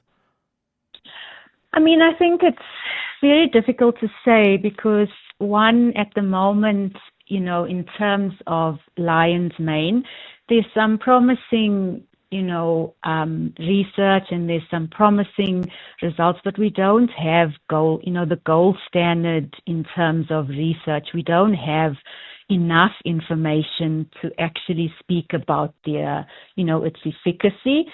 But what we have is promising, but I can't say or even speak to its efficacy. But if it's working for the individual, then, they can continue to take it. But, that's difficult to say because we don't have evidence and we must practice from an evidence-based point of view. But to the point about antidepressants not working, there's many reasons. And when you're choosing an antidepressant, it's not just pick from a list. It's got to do with like your symptom profile, like, is your depression, because it's very individualized, is yours presenting with more like low energy, or are you more anxious, or do you have more pain symptoms? That informs my choice because not all antidepressants do the same thing. There's different classes. Do you have other coexisting conditions like ADHD or, post-traumatic stress? Because again, my choice is informed by that. Has there been a history of response, or has there been somebody else in your family? So it's very important, that it's not a one size fits all. And so it's about your profile, and then the medication needs to be synchronized. And oftentimes when you have side effects to the medication, it's often because the possibility of using, you may have lots of anxiety and you're using something that doesn't have anti-anxiety properties, so it really is a very individualized choice. And I kind of think about it in terms of we've got to synchronize like the symptoms to what's available, but it's not everything for everybody. Got it. Here's a WhatsApp voice note. Hi Clement, please ask your guest there why most antidepressants mess with your sexual drive or libido. I've tried a few different ones and I always suffer the same thing. Thanks for the great show. Oh, thank you so much for your question. Yeah, Dr. Porter? So, I'm not so sure that I agree that it's most, because it's really there are specific agents that would cause sexual dysfunction. So it's anything that contains the mainly ones that contain serotonin. So the most commonly prescribed are your SSRIs, and it doesn't matter if you take fluoxetine versus sertraline versus Lexamil, it all has serotonin. So if you've got sexual dysfunction, then again, the choice of the antidepressant matters, and there are ones that are used that don't contain serotonin that wouldn't cause sexual dysfunction. So again, it's about that, not a one-size-fits-all. It may have to do with the components of the antidepressant. As I say, there's multiple classes, and if you get sexual side effects, which are very common side effects in those antidepressants that contain serotonin, because that's the offending agent. Dr. Alicia Porter, psychiatrist, thank you so much for making time for us. To celebrate 25 years of helping you live the Premier life, FNB Premier is giving you a chance to win a 14-day European tour experience and other cool monthly prizes. Open any FNB Premier account from September to 31 December 2025. Switch your salary, swipe or tap a minimum of 2,000 Rand per month for 3 months straight. Spend and win with FNB Premier. FNB, help changes everything. TCs and competition rules apply. FNB, a division of First Rand Bank Limited, an authorized financial services and credit provider. Join the Times Square Lights Extravaganza this December. Experience our gardens outside the Sunbet Arena come alive with bright, sparkling festive lights. Take a stroll and discover mesmerizing photo opportunities at every turn. After that, grab a bite and drink in the Times Square festive atmosphere. Bring your friends and family and enjoy the Times Square Lights Extravaganza this December. Experience our gardens come alive with bright, sparkling festive lights. Who says everyday driving can't be très chic? Rent premium with Sani Sixt now. Own the stylish Citroen C3 later. Yes, that's 3 cars, 3 months, 3 chances to say ooh la la. Just book directly on sani.co.za. Call us or rent at any branch between 1 November and 31 January, and you're automatically entered into the draw. Bon voyage with Sani Sixt and win. T's and C's apply. Coming up On the Midday Report with Mandy Wiener. How's it going, Mandy Wiener? Good, thanks. And you, Clem? What's popping today? So Collins Letwalo has failed to appear again before the RAF inquiry. So it looks like criminal charges for him now. Action SA are calling for him to be prosecuted, so we'll speak to them. I'm very sad to hear that the former JMPD chief, David Tempe, has passed away. Interviewed him many times. He was found dead at his home today. We'll have a look at this issue of the men, the MK people who were trapped in the Russia-Ukraine war. The ad hoc committee on policing has moved to the Kgosi Mampuru prison, and interesting to see hearings taking place there. The Madlanga inquiry also covering that arrest of KT Molefe, so we'll bring you the latest on that. AKA's mom, Lynn Forbes, has been speaking at court about the prosecutors in her case, and then Panyaza Lesufi has been having a press conference reflecting on the G20. All right, that's the Midday Report coming up after the news at 12 with Mandy Wiener. Thank you for listening to the Tuesday edition of the Clement Manyathela Show. We're back again tomorrow. We're live from Durban tomorrow. So we'll chat to you tomorrow between 9 and 12. Have a beautiful day, my friends. Bye-bye. This is EWN. Good afternoon. I'm Bali Dlamini. Former Road Accident Fund Chief Executive Officer Collins Letwalo has failed to show up in Parliament this morning to answer to a financial maladministration probe